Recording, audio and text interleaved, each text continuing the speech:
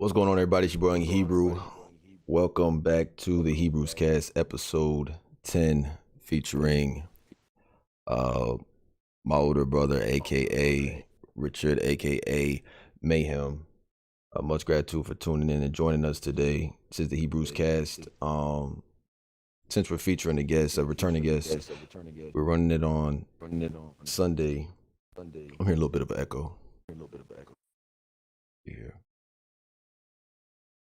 Running it on Sunday, normally 3 to 5 throughout the week. For those that aren't accustomed to how the Hebrews Cast runs. Uh, yeah, man. Hope everybody's doing well. Much gratitude for tuning in. Richard, how you doing, man? I'm doing good, doing good. What's going on, little bro? Not much. We haven't talked since a while, actually. Since we last talked, we said we get together. That was before. That was what pre Battlefield launch.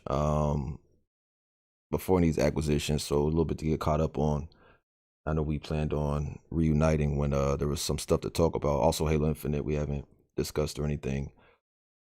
Shout out to Frank Cave. Shout out to Outlaw Chuck. Hebrew, I need your help understand the free GTA for the PS5 owners, please. It's free for everyone for only 3 months. Yeah, so Grand Theft Auto, the expanded the enhanced edition is going to be free the first 3 months for PlayStation owners. That is correct. That's just simply how it works. But shout out to everybody that's in the chat as well. So, anything you want to lead with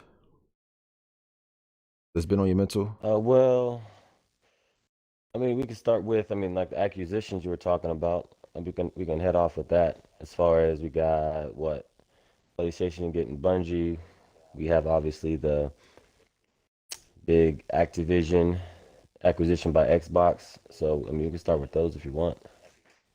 Okay. So what? So Sony buys Bungie, the developer of Destiny, and the original creator for Halo, for like what 3.6 billion, and then the acquisition that arrived shortly after, like you said, the Microsoft had announced that it intended to acquire Activision Blizzard. That was like a 6.87 or $70 billion deal they did there. So yeah, what is that?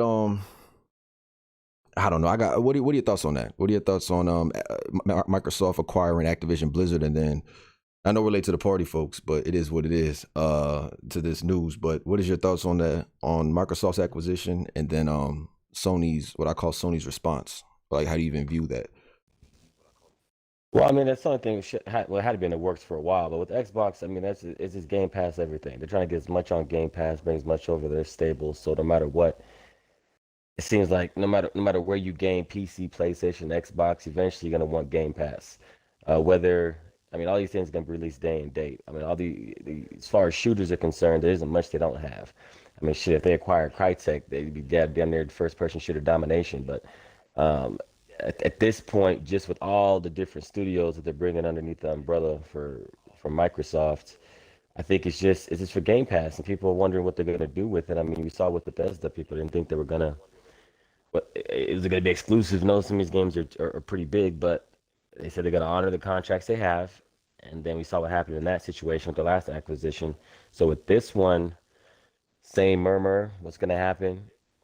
They said the same type of lingo. We're going to honor existing contracts, and then but they did say something separate about wanting to keep some form of Call of Duty on PlayStation. Now, a lot of people assume that's Warzone.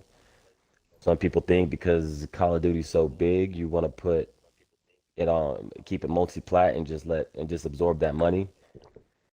But I don't know. I mean, Microsoft has shown they don't care. I mean, they got the money. They're making moves that Sony can't make financially right now. Like I said, I mean, Sony couldn't afford to make the type of acquisition that Microsoft made.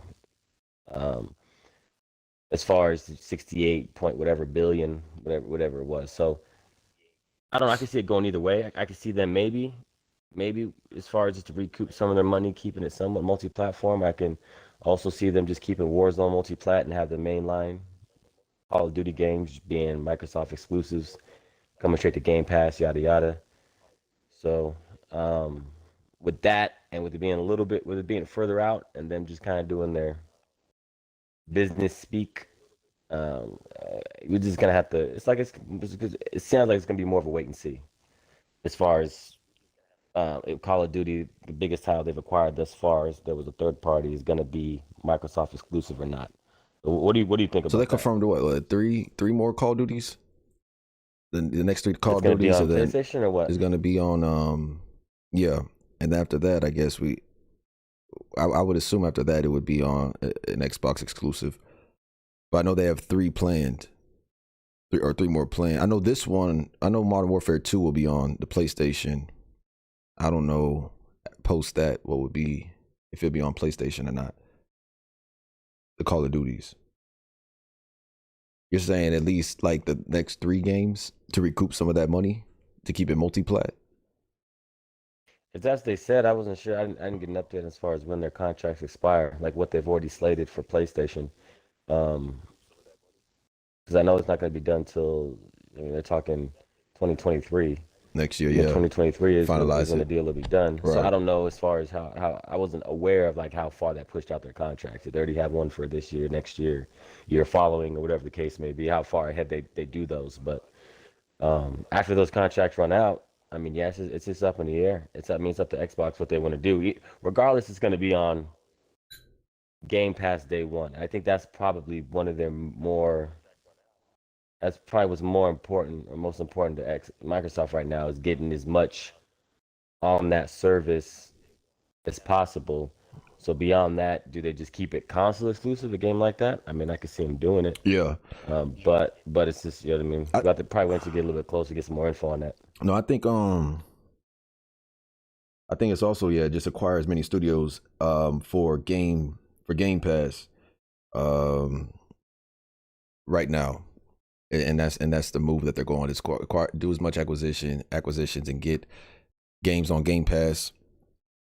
Like I said, I don't know if I said last time we spoke, but I think like when next 5 years Game Pass will be on PlayStation.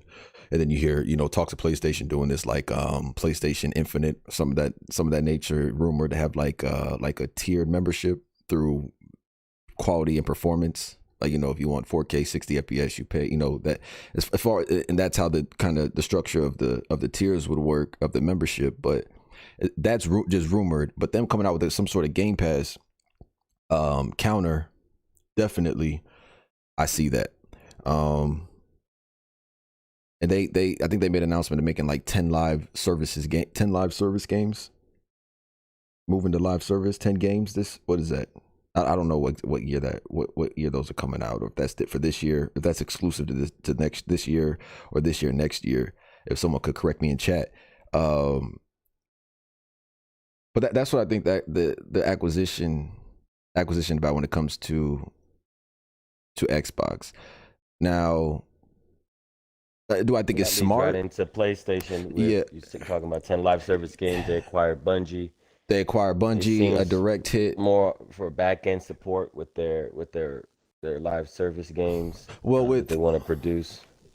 my thing with PlayStation, I think Bungie, I think that was a direct shot to Microsoft in the nuts. Now, am I ignorant to the fact that these things take time? No, and has it been in the works?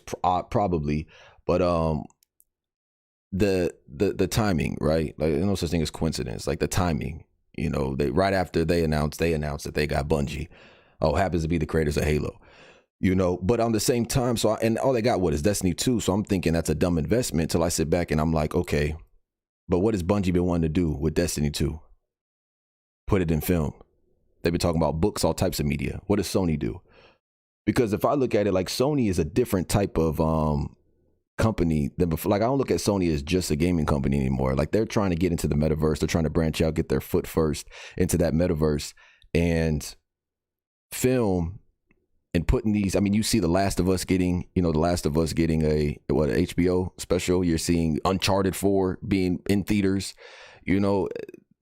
Their revenue from film much higher than gaming, but I think it's a smart acquisition as far as for what they're trying to do multimedia.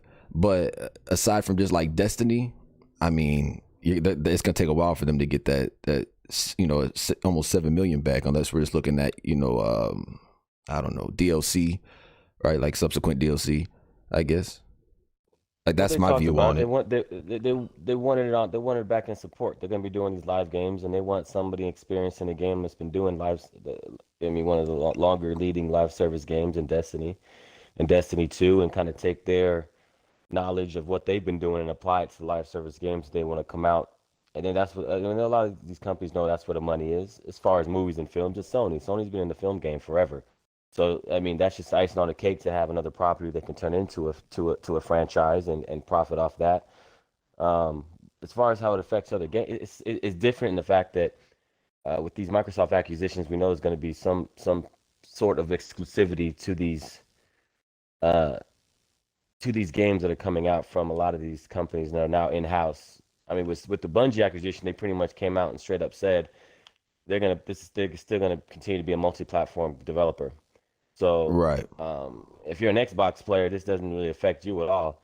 Nah. If you're a Sony player, this affects you positively to the fact that any live service games in the future, other than if you I don't know, want to see any type of films for Destiny, but whatever games they produce in the future that have a multiplayer side to them or functionality, Which I Sony think definitely that needs more it's multiplayer. good that Bungie is going to be able to be a vital or just be a good source of knowledge and be able to help them uh, start have these games running from day one with less issues with just the knowledge they've gained over Destiny and Destiny 2. So I mean, I think it's ain't no really no downfall for Xbox at this point, and ain't and just only positives for PlayStation with the just the knowledge they're gonna gain from having that type of developer underneath their umbrella. So not bad, just a different type of acquisition, but definitely still benefits Sony. They wouldn't have done it.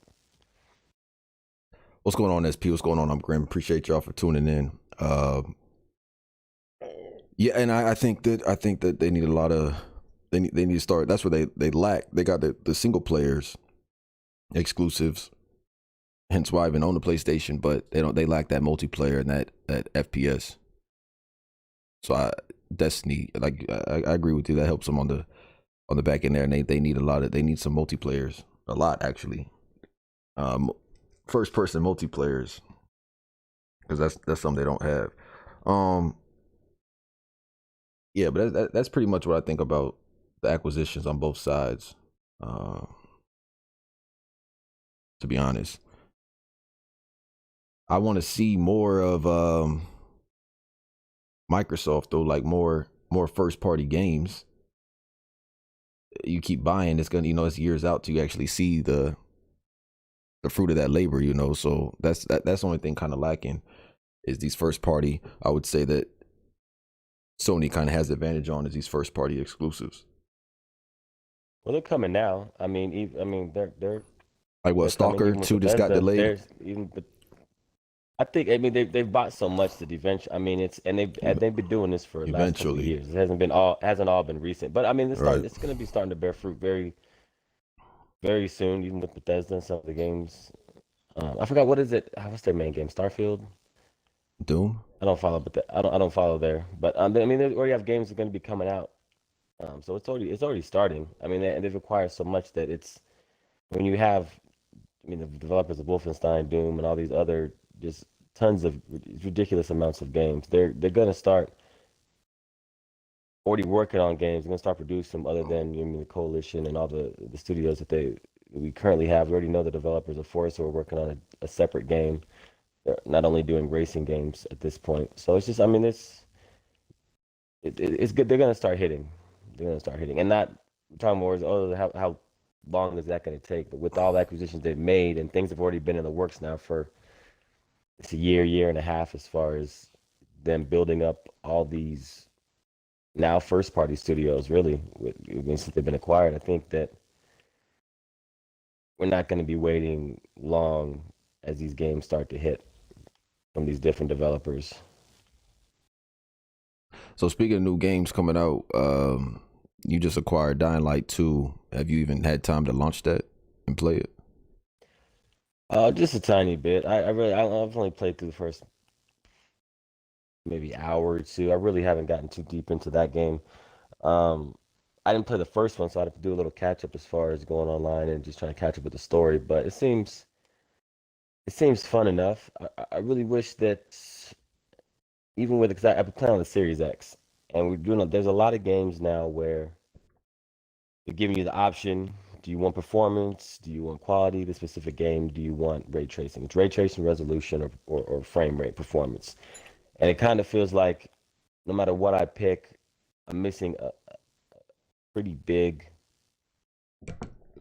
You're sacrificing quite a bit. I really wish that they would figure out a way to really squeeze everything they can out of the machines because for a game like that, I think 60 frames per second is really necessary, man. I'm playing it on 30 Necessary for every game. With the resolution and the Should be the quality, which standard. is cool with the ray trace and the shadowing. But man, you're doing parkour running around. I'm getting a little dizzy with this the not necessarily judder, but you're playing something You don't need all the visual for that. first person, Yeah, 30 frames per second like that. It just really you feel that lag. So as soon as you jump to 60 frames per second, it feels like how it should have been felt. So I think all of their I don't know, everything they had resources should have been put into making it 60 frames per second, and then either with a more because I think it has a log resolution. They need to have a dynamic. I mean, use a dynamic resolution scaler. I mean, do everything you can to enhance that game around that type of game around 60 frames per second because that's the way that game needs to be played.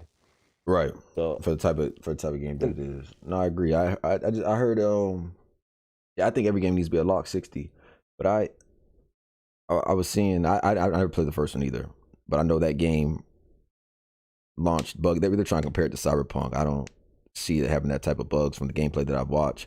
But I know it had a lot of disconnects and it didn't launch a multiplayer. A lot of people were upset with that. But the thing I saw, and I know it'll get fixed eventually because like the Dying Light came out in, I think like what 2012, and that just got its last story update this month. Actually, this month I think. So when it comes to Dying Light 2, I have zero interest in playing Dying Light 2.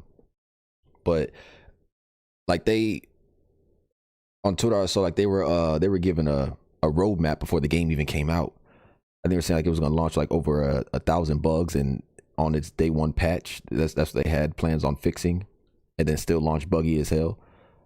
Like where are we and why are we accepting this as gamers and like paying $70 to be like game testers?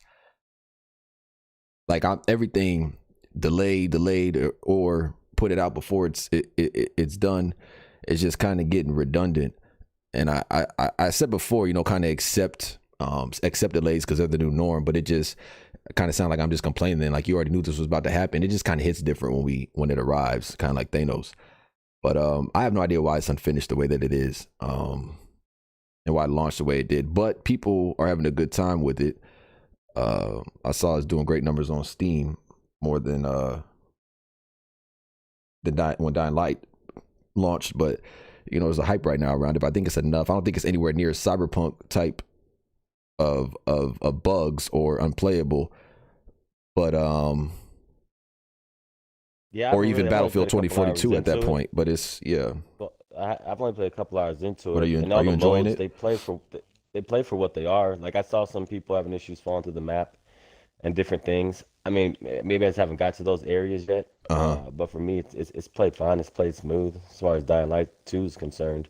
And you said you're enjoying the parkour. But no, the parkour is really fun. But I know they were doing a big day one patch. Like I know that was Yeah. coming. So I guess I'm playing that version.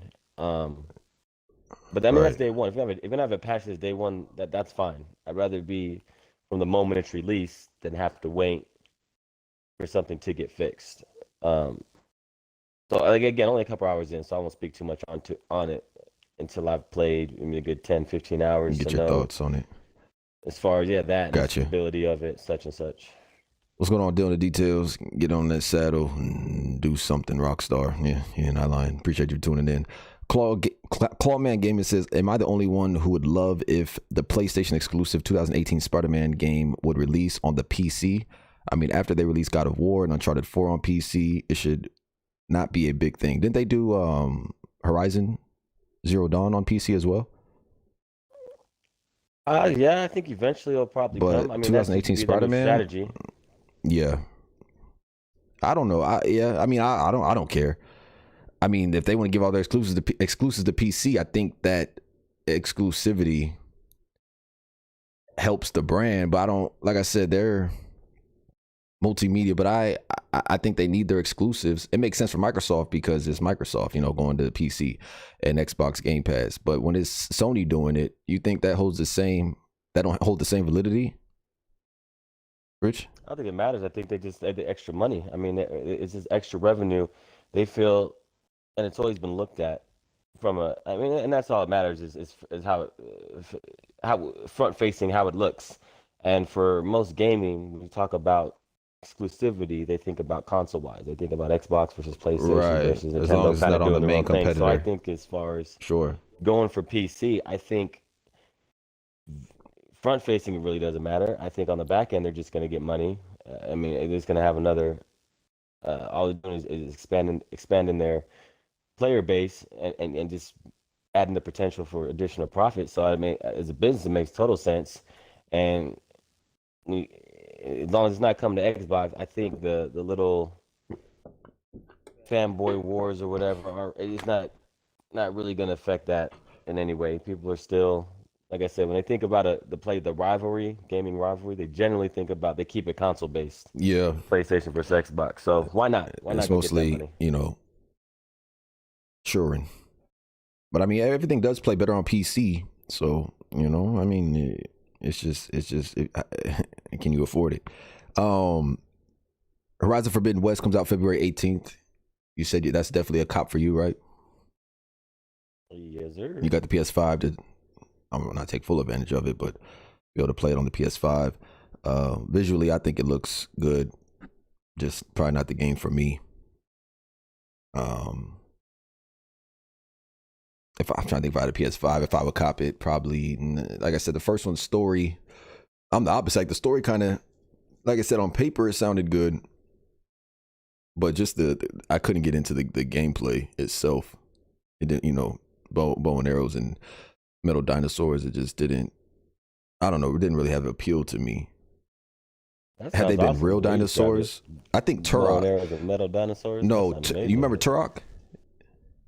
Of course, I remember Now, Turok. now, like real dinosaurs, I think maybe it'd have a different impact. But like metal dinosaurs, and I don't know. I always want to revisit it and get back in and try, crafting and different,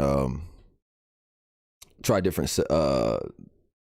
different weapons and to take them down. And I don't know, in depth. It didn't seem like a too in depth system as far as like crafting different bombs or the grapple hook that they have there.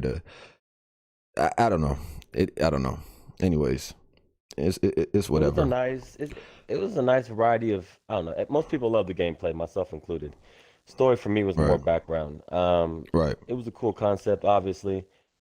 So once you got into it and you kind of realize, I don't know spoilers, once you kind of realize what had happened, we all had an idea of what happened, but the way they described the details and the kind of how it went from this to that, I mean, it was okay. It was cool. It was interesting. Like I said, on paper, could have made made a kind of a cool story, but how they implemented it in the game through mostly holograms, such and such. Right. Right. Um, Right. I like most people, yeah, just focused on the gameplay. Gameplay was really fun. You know what I mean? A variety of weapons, elemental effects, and being able to run around in a pretty vast open world that um, technically looked pretty amazing at the time. Well, still does. That was just, I think that's what drew most people in, just experiencing the world and being able to, like you said, fight metal dinosaurs with bow and arrows, but all sorts of different weapons and traps and stuff. I think Mm-hmm. that was just, it was just a cool concept and executed pretty well. Minus the story, right? What about? Story was good, but I don't know, like I said, the story didn't grip me. It was cool backdressing. I mean, it had to have something. It wasn't a horrible story. It was like, oh my God, it was so bad. It just No, didn't really have the impact like I said, I think on paper the that story was really good. I just think it wasn't executed properly. But most people don't even care about that. They said the gameplay was fun, and that's what they're most looking forward to. And people hop right back in for the gameplay. So I tried to do it a few times, and it just, I don't know, it didn't really strike me, the gameplay. Um, Elder Rings comes out February 25th. Are you checking for Elder Ring or Elder Ring? Sorry, I said Elder. oh no, not my style, You're not not my a thing. okay. We'll buy right past that then. Um, Hmm. I don't know. Okay. No, I'm because we don't got a lot of time. What was it now? Oh, I was gonna GT7. Did you see I saw that they the said that they're working on it. It is well in production, No, no, and you didn't see the trailer? yeah. You didn't see the footage? They just There's a, dropped there's a trailer we're talking about. What are you talking about? GT7, Gran Turismo 7. Oh gosh, you said you. I'm thinking about when they announced that they're working on the next Grand Theft Auto. I'm not even Don't, I'm not even in the same realm as you. You said sorry, Gran Turismo 7 for I'm PlayStation, thinking March 4th you're it gonna be comes thinking out. about it. Like they showed all gameplay and I didn't know if that's because I'm more into the arcade style racing. You're more into like the you don't really mess with Need for Speed, none of that. I don't know if you watched my unboxing video that I put up yesterday, and I sent it to you. So if you did, and I'm heartbroken, but I'm more into like the arcade racing and Need for Speed. I know back in the day, you had the wheel and whatnot. Project Gotham Racing. So you haven't checked out Gran Turismo for the Now, I never PS5? really played the Gran Turismo, and to be honest, I don't really play the Forza games. I mean, I come from a burnout. I'm a burnout man. So, you know what I mean? Burnout Revenge, games like that, old school Midnight Club. I mean, you know how we used to roll. So, I mean, that's Project Gotham Racing I played primarily because I had the Xbox wheel or whatever, and that had the feedback that was cool. But Yeah, you threw me the I did Logitech, these. which it did its job though. I think I did have feedback though. The Logitech, the black one, did have feedback. Well, It did the its thing. feedback you gave it, I guess. Yeah, yeah. Uh, Stomp on the but ground a little bit. mm-hmm. But you haven't seen the Gran But I don't. Turismo Yeah, I never 7. You really. haven't seen the No, no, I guess not. I'm not a Okay. big fan of Yeah, it modern just dropped the other racing in day. general. Check you can check it out. Like graphically, and they're talking about the dynamic weather, like true dynamic weather. They went to different like places in the world and captured how their weather works, and the way they're implementing it is and the weather effects is interesting. Um it looked kind of as good as same as Forza, but the hand models look obviously way better. It's a sim racer, like they have a lot more to focus on. It's not like an open world Need for Speed where you got cop pursuits and things. So when you keep it to the track, you can do a little bit more. I look at it as like I look at track games like a linear game in comparison to like an open world arcade game, racing type game. But nonetheless, yeah, no, it looks stunning. What's going on, Mom? Appreciate you for coming in to the Hebrews cast today. I'm Grim said, wasn't there a game called Forsaken or Forspoken coming out? Forgot what console. I that doesn't ring a bell. Dylan says a major problem is that open world games, are you talking about Elden Ring, are being lazily made, copy and paste. That's true. That's very true, actually. Burnout Most Wanted, Midnight Club, etc. Yeah, guys, check out the video I posted yesterday on the unboxing for the original Xbox games if you like racing games. Okay, so GT7 you haven't seen. Okay, so we'll move on. As you said, Grand Theft Auto expanded and enhanced. The remaster drops March 15th. And then I'm sure you heard about that. You're not gonna be playing. And I'm sure you heard about they're working on GTA 6. I mean, that's nothing new. I really didn't want to talk about it. But I haven't talked to you about it. Are you anticipating a new GTA or GTA 6 or whatever? Hell, maybe you will play the expanded, the enhanced. Are you gonna be playing GTA Online next month? Nah. I kind of haven't. I played the older GTAs. You know, I used to play San Andreas and stuff. After that, I kind of fell off of Grand Theft Auto. It just kind of What was the last one you turned played? into more. I played a little bit of 4. Or with Nico? I think I played a little bit of 5. Well, That'll depress you. I test. That was real dark. I played a little bit as they came out. Mhm. But they don't really. I don't know. They don't grab my attention. I think there's a lot better gaming. I mean, story in games now that Grand Theft Auto is good at making a whole world, and I think if I ever jump back in, it'd be something just to kind of play around in their world a little bit, like I used to back in those days. Maybe run through the story and then just kind of do my thing. But the online, that stuff kind of just doesn't speak to me specifically. Wait, did you just say Rockstar doesn't make good stories? Or did you say the opposite? What did I just hear? Well, no, I just said the stories don't interest me no more in the Got more you. recent Oh, in the Grand GT Theft in Grand Theft Autos. Autos. Okay. Yeah. Well, they did change it up with I want to 5 go. with the 3-player, the seamless character change in Yeah, Grand Theft Auto 5, and it will be at 60 FPS, 4K HDR with ray tracing. I know you're a visuals guy. When this drops, don't know the price of it, but you could buy the story alone and play it at 60 FPS. I don't know why I'm advertising for it, but yeah. Yeah, we'll see. We'll see. Um, We'll see. Saints Row. That's what, August 23rd. You interested? The new Saints Row. Probably not. Leave it alone. Probably All right. not. And then what, like, to be announced, like things I'm interested in. Just trying to think of the games that are coming out. Like Avatar, we haven't heard any more of. And I'm talking about like the what is it, Frontiers of Pandora, and then Mhm.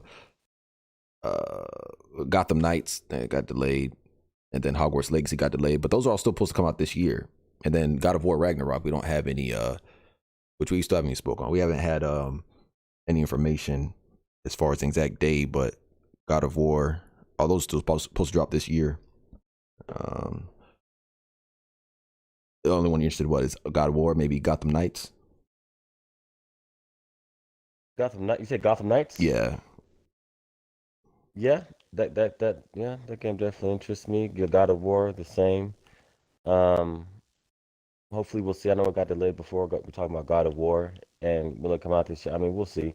We'll see how much they speak about it come middle of the year, when it's E3 time ish. Even though they probably won't be at E3, but when it comes down to them releasing whatever type of conference they have in the middle of the year, we'll have more of an idea if God of War is actually going to drop or if they're going to need more time. Which I mean, they got Horizon coming this year. Ain't no rush for God of War. I mean, It's not make gets that fully right. utilizing the power of next gen hardware anyway, so I really don't care. I'd rather have have it and play it. Like if there was real innovation that could be made, I would be like, yeah, take your time, take your time. I mean, everything else is coming out half baked, right? So I don't think it'll come out half baked. I mean, look at Santa Monica, what they did with the last one. I'm ready to see Kratos die. You know what I mean? I'm ready to play as Atreus. When is that Last of Us remake supposed to be dropping? They said they're pretty close to an announcement, so I don't know. They haven't said anything in stone, so I don't know. You talking about the HBO or you said the remake, the game. So The remake, yeah, the game, yeah. I don't know, but it like I said, not that it needs one, but that's gonna, like I said, a Abby cameo. I just really don't want him to touch it because it's already a masterpiece. But Abby cameo, and then probably optimize The Last of Us 2, and then with the TV show coming out, and kind of just put it as a bundle and sell it to you. And that's the thing too, is like, remember like when I made a video on The Last of Us remake versus Days Gone 2. Like, they're kind of really getting complacent too, like with just like always going to Naughty Dog. Like, why are we not getting a Days Gone 2? They said they didn't like what was brought to them to the drawing board. Like, okay, well then go regroup and then go back to the drawing board. Like, they always rely on their cash cow Naughty Dog. They're working on a Last of Us 3, the Uncharted 5. Like, where's the new IPs? You know what I mean? Like, it's all Naughty Dog. It's like, well, I'm assuming Naughty Dog is working on a new IP, which will be what? Because they're working on Last of Us 3. Neil Druckmann confirmed, and then Uncharted 5. Yeah, and then Uncharted. Yeah, he confirmed that right after Last of Us 2 dropped, and then yeah, you can Google that article, and then Last of Us, and then Uncharted 5. You'll of course be playing as probably female lead, but playing as females. But yeah. Is Uncharted 5 also confirmed? Because I could have swore he said he was done with that story, the one that did Uncharted. No, I believe there's another developer. You might have to double check that one because there might be another developer. Unless maybe it's more short recent. time. I won't look at it right now, but yeah, I'll look it up after the podcast as far as the article. I'm pretty sure they wanted the last Uncharted 4 to be they set that story up to be the last hoorah. I'm pretty sure the developers are saying they wanted that to be the final one. At least that they were going to make it. So maybe another developer is gonna. They have the only IPs. They can get another developer to make it. Right. Let's say because what is it? The like the epilogue. It looked like his daughter was going to be taken. Yeah. Wait, what did you say? They were working on Last of Us 3? Oh no, 2 ruined it for me. Yeah. Well, is what it is. What were you saying? No, I'm just saying. Yeah, the epilogue stuff with the daughter, but everything I heard was that they were done. The developer was done with that. I'll try to find that and look back into that. Okay. I'll look back into that. So excited for God of War? Oh yeah. I love the original. You know what I mean? Fun gameplay. That one had a good story too. That one was a good balance of story and gameplay. They did a very, very good job with that. So absolutely looking forward to the next one. I have to say the Stranger, I don't know, I think I told you before, was probably one of my favorite boss battles. And I like how they got straight into it. You know what I mean? Yeah. It was nice. I'm running through it again, and it feels like it drags on this time. But like the first experience with the stranger is is one of the best boss fights that I've done. Um, what are you hoping to see? And like, so I know like it's because like again, if you play, you see it's prophesized. It's already been prophesized that Kratos is obviously going to die off, or I mean, he always dies, but he always comes back to life. Are they going to keep him dead? Is the question. But you know, of course, Atreus is going to take over. If you pay attention, you see in his voice is deeper in the trailer. And I'm saying the third one, game. He would be an adult, and then we play as Atreus. But what, like, I mean, possibly. I mean, look, just like in the first game, it was a switch. They did a little switch at the end. Oh, they weren't looking. Well, okay, I don't want to spoil anything. No, go ahead. It's already been out. I'm gonna spoil it. Was the story wasn't where that going where you thought it initially was with they're looking for Kratos. No, they're actually looking for the mother.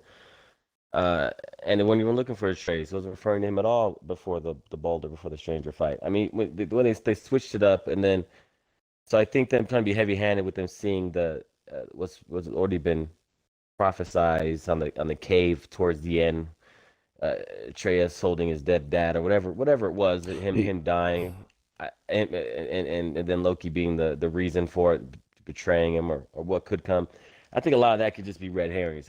Like I said, they tried to switch it up in the first game as far as expectations, what was really going on. And I think that that being very heavy-handed, that Kratos isn't going to make it.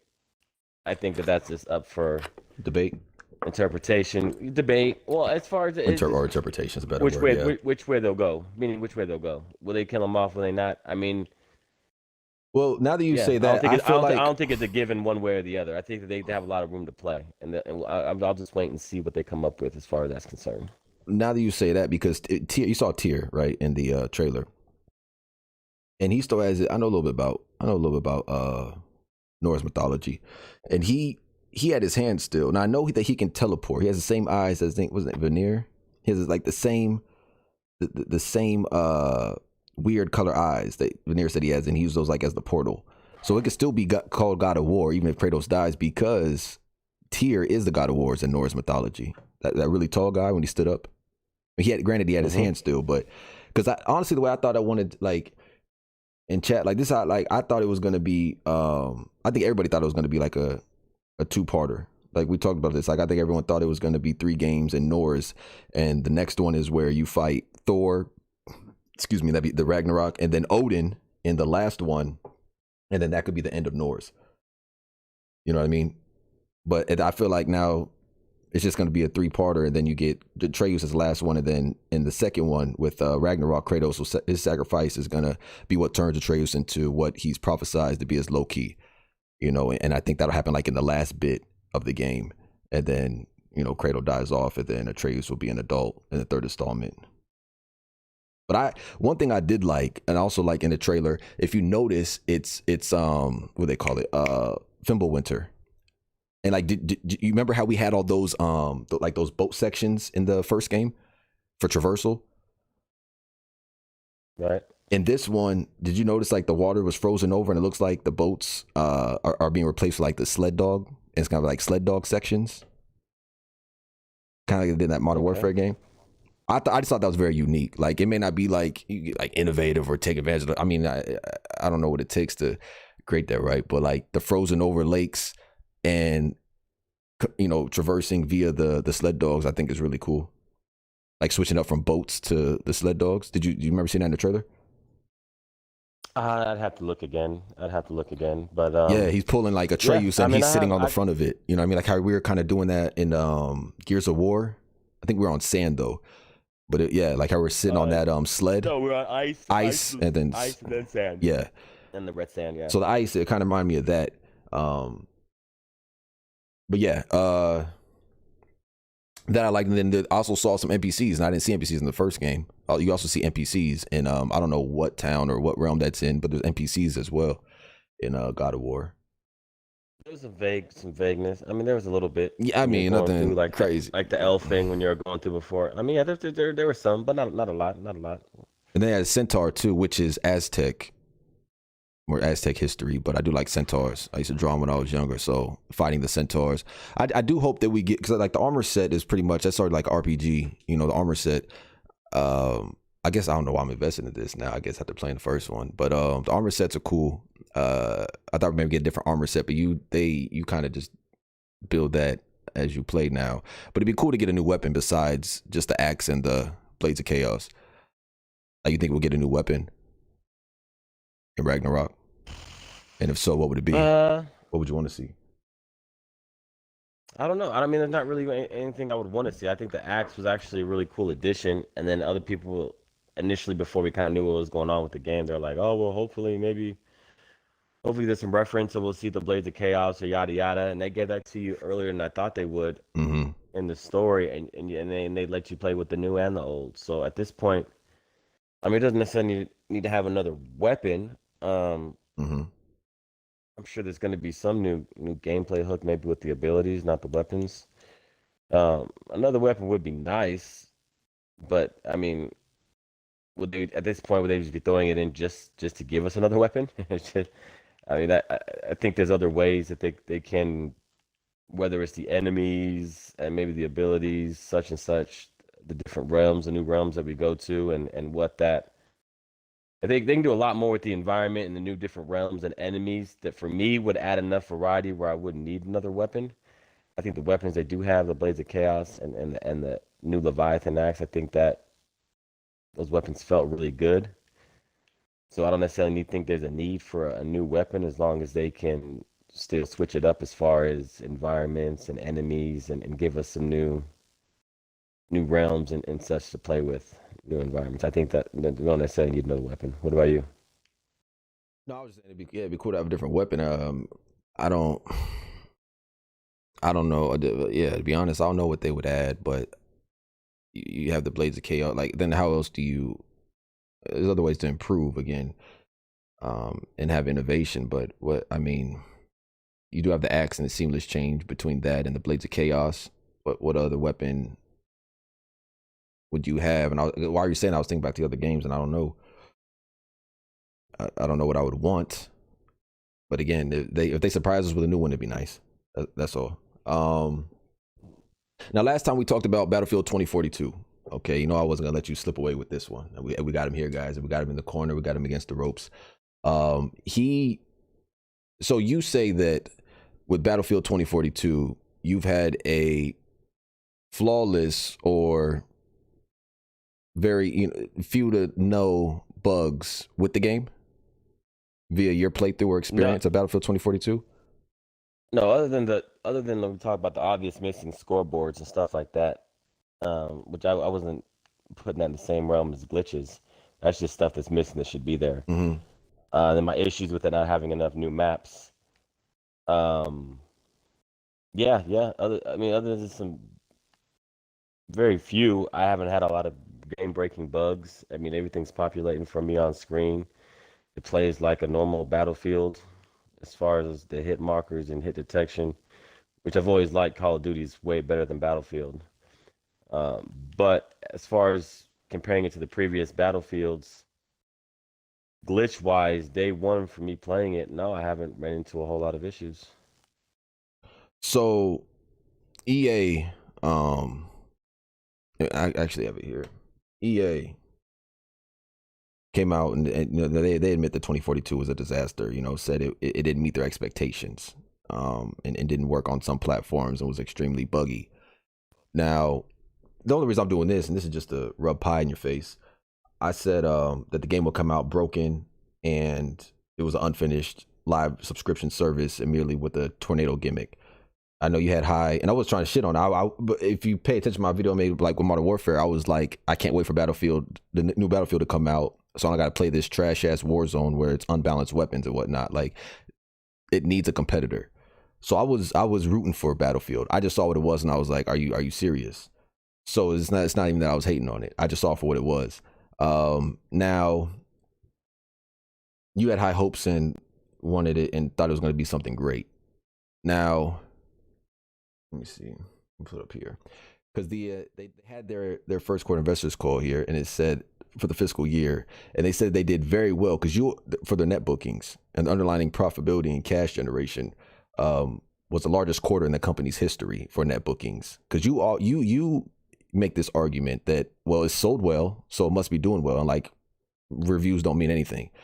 So, but the launch, and a lot of that was Apex Legends, FIFA.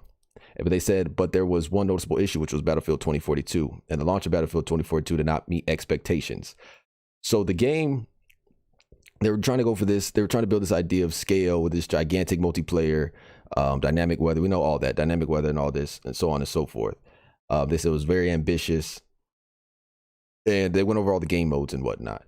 Now, what caught my eye was earlier today, so EA announced that it was delaying the game's upcoming season to this summer. So the first season is actually delayed as well now too, upon them wanting to move it to a live service subscription only, free to play.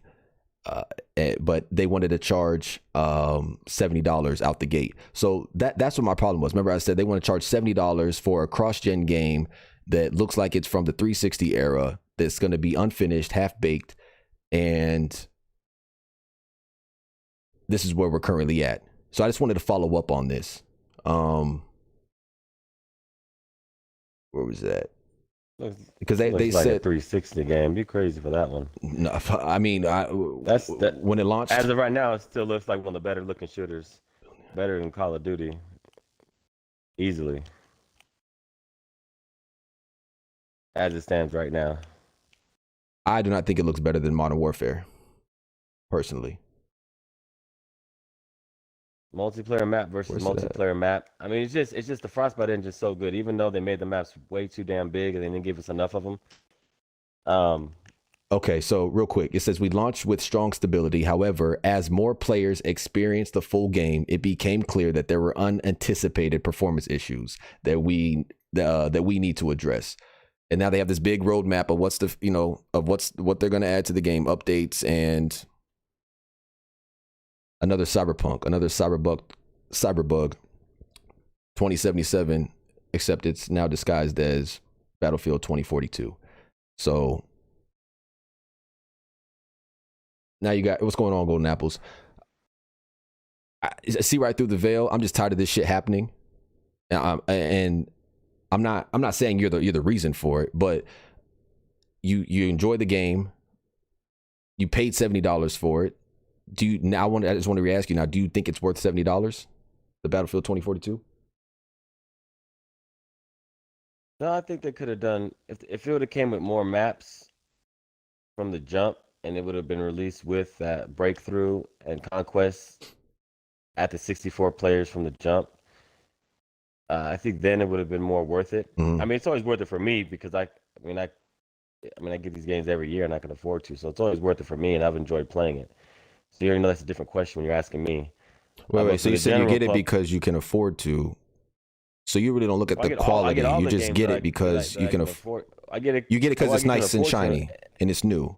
Well, no, because I enjoy the Battlefield games. I enjoy playing first-person shooters, and I like having a variety. I'll jump from game to game when I have time to get down. I'll play Call of Duty, but then I'll get bored of that, so I'll jump into some Battlefield because it's a different dynamic with all-out warfare versus just a quick shooter that Call of Duty is. And then I'll, when I want to sit down and play something with story, like I just started Dying Light 2. And so worth $70 or not worth $70? Battlefield 2042. For most people, probably not. No, for you, as it stands, like your experience now after experiencing it, it's worth 70. Well, I don't regret buying it for 70. Oh, that's hard to hear, but it's subjective. I mean, I don't know if it's objective when EA comes out and says it, but I mean, your experience is your experience. All right. Well, I've had fun with the game. You know what I'm saying? Playing the 64-player breakthrough mode. That's important, and I can't knock that. As long as you can objectively look at the game and say, yeah, it definitely has some issues, and it was not ready to come out. But if you don't feel that way, you don't feel that way. Well, it's not my issues aren't necessarily performance based because I haven't had them, but I have issues with having a scoreboard. Not having a scoreboard from jump doesn't make sense. Not having enough new maps Doesn't make sense when you want to make crazy huge maps that lead to not having as much engagement. Where Conquest isn't as fun unless you're playing again the 64 player one, which was meant for the old consoles. You shouldn't have made the maps that big if it was going to be a problem. You should have made more maps, not huge maps. So yours are all So I mean, I preference. think Yours are gripes, that personal was gripes, no that technical makes issues. Correct? yeah. Technically, the game has been running pretty good for me, just Now, so as the good people as know the other you. What is Battlefields. this on Series X? Yeah, I play on the Series X Okay. and PS5 for my PlayStation games. So Battlefield 1 right now, the player base, Battlefield 1, how many people do you think are playing Battlefield 1? I have no goddamn idea. I don't know how. I don't never look at player base numbers, so I don't know how to gauge those. All right, You have to Battlefield tell 1, me. 7,600 players. Copy. 2042, 3,235 players. Battlefield 5, 19,200. Hence, remember I told you to go back and revisit Battlefield 5 and see how much better it is? And then I didn't look up numbers. I came across it came across on the interwebs or a video, sorry. 19,000 people playing Battlefield 5, 3,000 playing 2042, almost 8,000 playing Battlefield 1.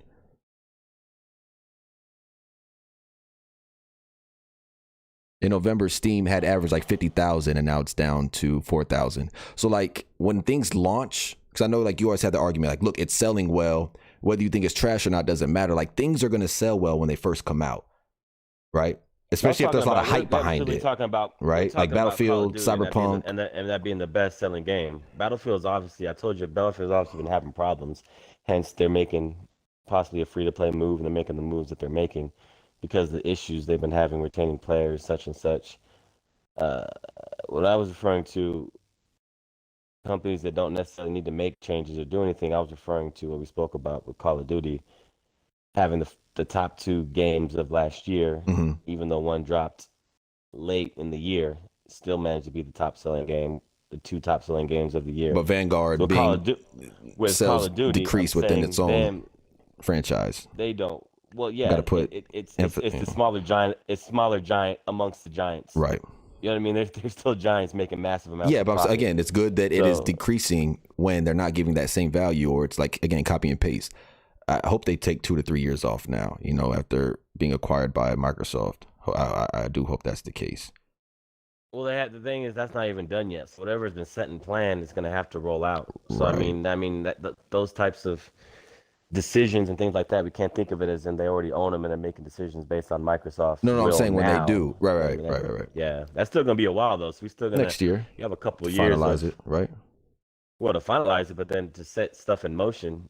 Like I said, we might already have a couple more games being released on PlayStation, which I would assume would mean that they would be yearly released. Grim says people have different preferences, I guess, but this Battlefield don't feel like Battlefield. Plus, it's unfinished. Yeah, a lot of people are saying it doesn't feel like Battlefield. It's a lot of the game modes, like the added features that nobody asked for, right? Like in modes that nobody asked for. Is it? I don't know, but they're, you know, whatever.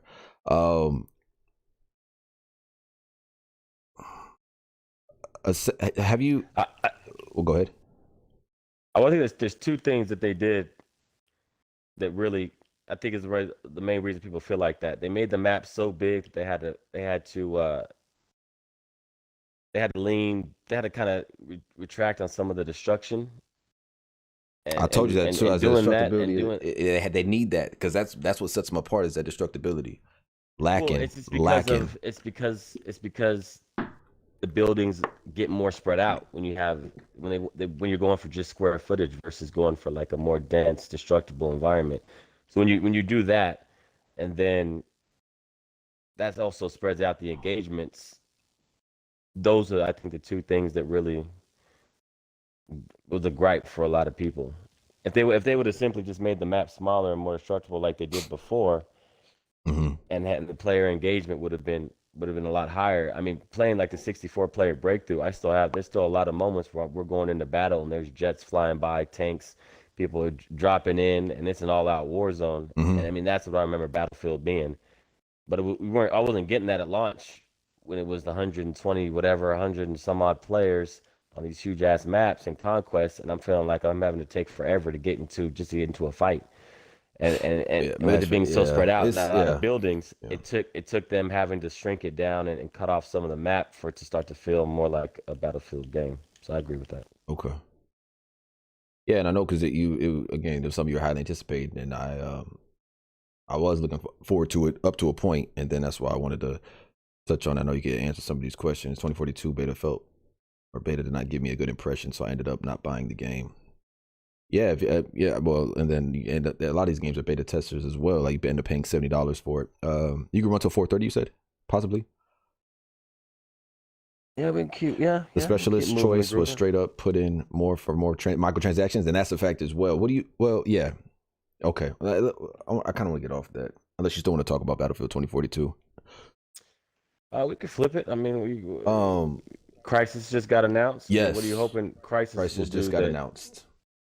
Crisis 4. Oh, I'm glad that it's a new installment. You know what I mean? I'm glad it's a new installment. Maybe a pre-existing IP, but it's a new entry, right? Take advantage of next gen okay. hardware, right? Or current gen. If it doesn't feel like next gen, but If I current was a gen. PC player, I'd be super fucking excited because Crisis is Crisis. So I mean, it's for a while I was hoping that Microsoft would buy Crytek. This is before any of the other acquisitions, just because I wanted Microsoft to also have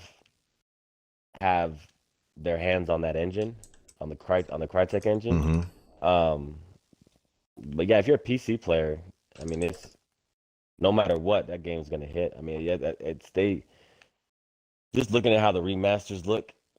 Like I was telling you, Crisis 3 on Series X, like how that game runs, and some of the I really reflections enjoy the and some of remasters. the textures on that game. I Yeah. mean, Crisis 4. I really hope that they. I just really hope they don't try to do all these different modes like we talked about earlier. I really hope that they just focus on this shooter needs to be 60 frames a second, and let's squeeze out Oh, all that's a the must. bits Yeah, no, of no, these no, no. It's gonna consoles. be Don't six. let's not Crisis. focus on having different modes. Let's keep it with 60 frames a second and let's squeeze out everything we can as far as you know what I mean, as far as texture quality and all the different settings they want to try to put up as high as you can. If there's a game to do that, it's Crisis. Can it run Crisis? You know the meme. Like Golden Apple says, 3090 What's Ti chuckles. I'm in danger. Yeah, them graphics cards are going. Like Crisis what pushed the limit. But that's all. Remember, when I text you, I said, but hopefully it's optimized correctly for the Series X and the PS5. We have no doubt the Crytek engine and what it can do, but want it to be playable. You know what I mean? But yeah, I'd be excited as fuck too if I was had a PC. Um, but yeah, as far as like the I don't know what I because Crisis 2 it ending that showed like multiple locations around the world. Um, I don't know. With this one I kind of just want to experience it. I don't really want to set any expectations.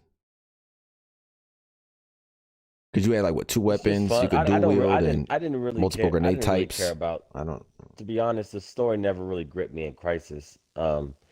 From the original to the subsequent It's sequels that okay. kind of What's got more more linear. gameplay? Yeah, I just really, yeah, it was just the gameplay experience. I mean, it was really cool. And they had the Predator bow and different aspects. It's always felt good to activate armor mode or go stealth and just be able to Cloak the speed and engaged. such with the nano suit. You know what I mean? It was always, yeah.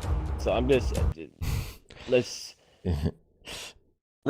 we'll see what they can come up with. But either way, it's gonna be a beautiful and I can't see them messing up the gameplay or the way the game flows. So I mean, it's gonna be a beautiful, fun first person shooter. Just a good alternative other than these like military Right. militaristic Call of Duty and 2042 Battlefield games we're getting. So I can Finally a dig good it. single player. Well, we'll have to see. We'll have to see where they go. Right. I mean, things are subject to change nowadays, but hopefully a good single player. Like I said, I've been wanting a good single player. It'd be cool to be like maybe like I don't know like a nomad and starting off as a nomad in one of the areas. But yeah, whatever they do with it, I'm sure it'll be fine. Um, One thing I did want to touch on was like, did you get a chance looking or not? I mean, I guess not look into, but Assassin's Creed going live service. The Assassin's Creed Infinity. Are we able to look at that more? Think about it more. Uh, well, unfortunately, no, I haven't actually looked into it any further. I don't know if there's been anything more recently released about it. Um, Not so much. and I don't really think there's been enough to really. That's another one that's gonna be more of a wait and see. Maybe we'll see more again come mid year But just the when fact that it's it's going E3-ish type. live service. Well, I think it's just I don't know. I mean, just have to see how they do it. I mean, I just Assassin's Creed is story based. So what does live service mean for an open world story game that's heavily focused It means heavily monetization. on That's all that it means. story? That's all that it means. Yeah, it could. It could. I mean, if we can speak to Halo for a quick second. I mean, Halo I Infinite. didn't get that far into that game at all, just because. Yeah, I mean, like, it just you get into a initial, you get past the initial level, then they open up the world, and they say, okay, well, and right away it's like, well, here are these bases you can take over, and uh, such and such, kind of go explore, make your way to this checkpoint, and it's just for me, it's just not. I don't know. It just lost me right away. I was gonna As say, soon as I have hit the open world, you say it's didn't just like not. it. What's to talk about? It's just not that. Yeah, and I feel like I'm not. Do you feel like you don't like Halo it? just doesn't speak to me no Yeah, more. but do you I feel don't like think that's? Halo speaks to the gameplay. But do you think that's because again, we played it growing up, and shout out to everybody in the hobby room tonight. If you this evening, if you could hit the like button if you're enjoying the podcast, we appreciate it. The Hebrews cast. But you cut from that cloth of Halo. Do you feel like it's changed, or that you don't like it because they made some wrong decisions as far as one supported turning it into a live service and supported for 10 years that took away from the story and the gameplay? Like, what did it graphically not please you? Like, because you're cut from that cloth. So what when you say, oh, it's just not for me anymore, as if like you're to fault, like it's just a subjective thing. I think parts of it is subjective, but I think that Well, the always, landscape has but changed. You got to understand, Halo 2 is when Halo 2 dropped, that was the multiplayer game. That was the shooter game. It was LAN parties. We played all night. I mean, weekends. We set up in three different rooms and connect and get it on. I mean, Halo 2 that was multiplayer as far as shooters when it initially dropped. So um, now that Call of Duty, for lack of its creativity recently, that it's just that the shooting has gotten so tight on some of these games. I mean, even Crisis included, even that leans to the more floatier side. The more floatier controls of Halo, you weren't a fan of. and the overshield and the time to kill, which I loved back in the day. Again, it was in a whole realm of its own. Halo 2 back in the day, there was nothing to Oh, was so you're saying you competing had nothing against to anything. compare it to. So now that you play these more twitchy But shooters, your play it style's just feels changed. some of these, Got you. yeah, some of these games that just feel a little bit better. Feel like you have a little bit more Well, maybe control just give it a little with the more time to time kill. then. So You know, did you finish the campaign? for Infinite, Yeah. nah, it lost me, and I got to go back and through it just to get. I played all the other ones, Ah, so yeah. it's just Well, they did delay the we'll co-op. see. We could hop on it with the co. That's the thing too. It Well, did launch without the that's co-op, another so thing. we didn't get a chance to Yeah. experience it that way though. That would have been. You might as well wait for that, like with Cyberpunk 2077, which where's that update at for it to be fully optimized? You know, that update is also supposed to be, like a re-release. So that's a year late. Let's hopefully, there's rumors it's gonna be dropping soon. So throw that in there as a reminder for myself. But when they drop that, maybe we could run through that together for Halo Infinite. Oh yeah. Oh yeah. But Assassin's Creed, what is your favorite Assassin's Creed? Do you have a favorite Assassin's Creed? Out of all the games, I'd probably say two. Assassin's Creed 2? Hmm. Okay. So would you want to see a live service, or would you want to see a good single player with in a sequel with the same protagonist, kind of like with Well, Ezio, I don't. with Well, someone new? you got to figure now. We've ran through so many damn Assassin's Creeds that it's not the story has been so watered down. Well, the whole Current day Abstergo upstart. connection Okay.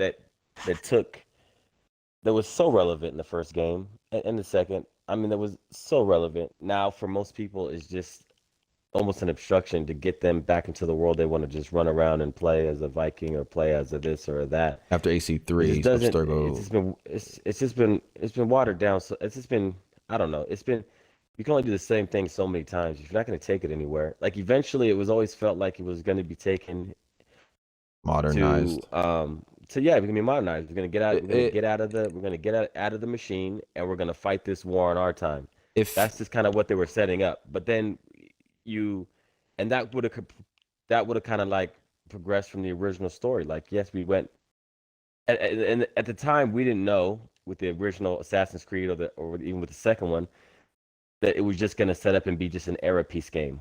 Where okay, now we're Vikings. Now we're in. Well, that's because they lost who they were. Eventually, maybe Yeah, feudal Japan. Now we're doing Greek mythology. Like we didn't know at the time it was just going to be a time period game. We were more. I was more involved with Abstergo and what's going on. What's this mystery? What's going on with the apples of Eden? Um, it's happening on two time planes or planes of time as far as back in the day to figure out where things are hidden nowadays.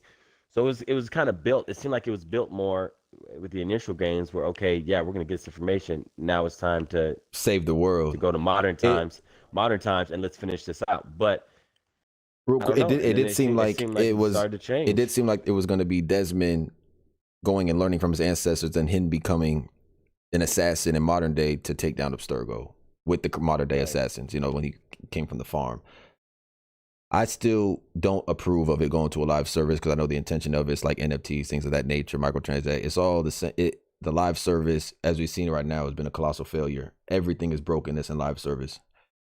You have games that have multiplayers and online experiences, but even those, like look at Warzone and whatnot, like it's a lot of things don't get addressed or get fixed. It's cool to have live service to patch things. You know, it's cool to have a day one patch, all that. You know, we can fix it on the fly when it's a live service, but it's the intention doesn't feel right, and especially for this type of game. Like, how do you know you haven't experienced it? It's always been a single player game.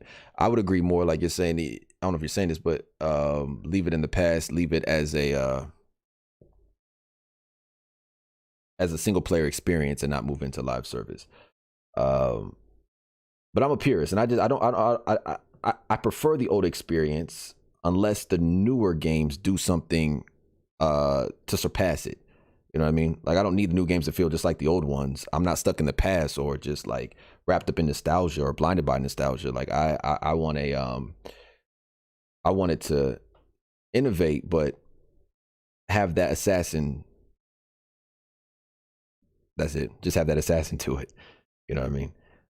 Well, I'm just saying it's becoming. We're worried about live service. The main issue we're worried about live service is we're going to sacrifice story, and I'm just saying the story as of late hasn't felt like well for a while now hasn't really felt like an Assassin's Creed story anyway. Just time period piece.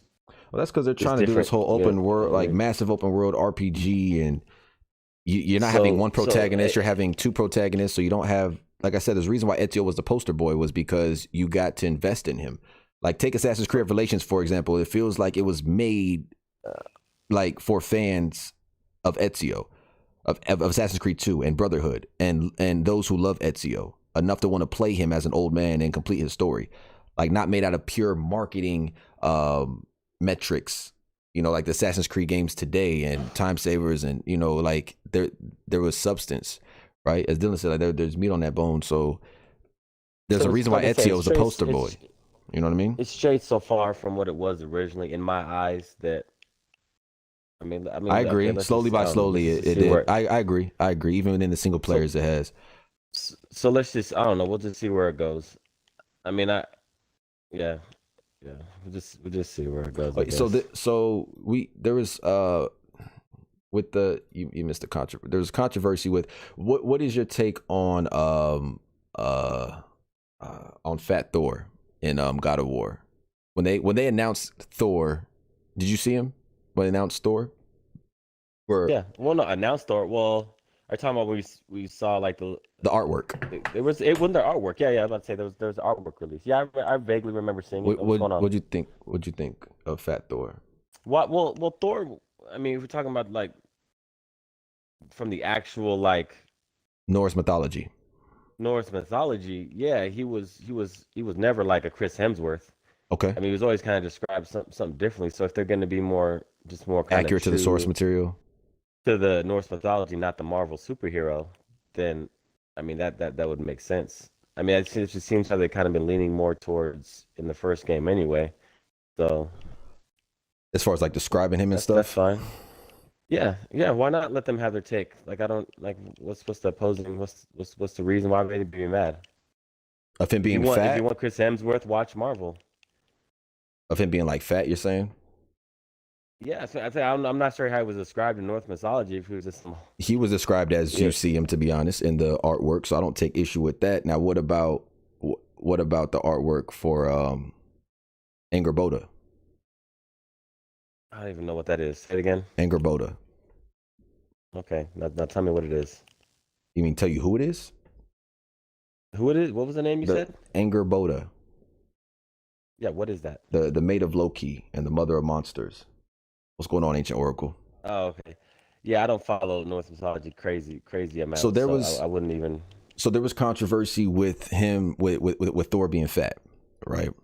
Okay. And then there was, but the same people that criticized nor him for being fat didn't have a problem with the race swap of Angerboda, and we're praising Angerboda for just for being black, although she's a redhead, pale skin, all white Norse character in Norse mythology. So I bring it up because Fat Thor. I know you saw the artwork, but you said you didn't see Angerboda. I They didn't know who released it at the was same originally, time. so yeah, I wasn't. Yeah, no, I'm sure I saw the artwork, but I just didn't know who that was. That name didn't ring a bell. Okay.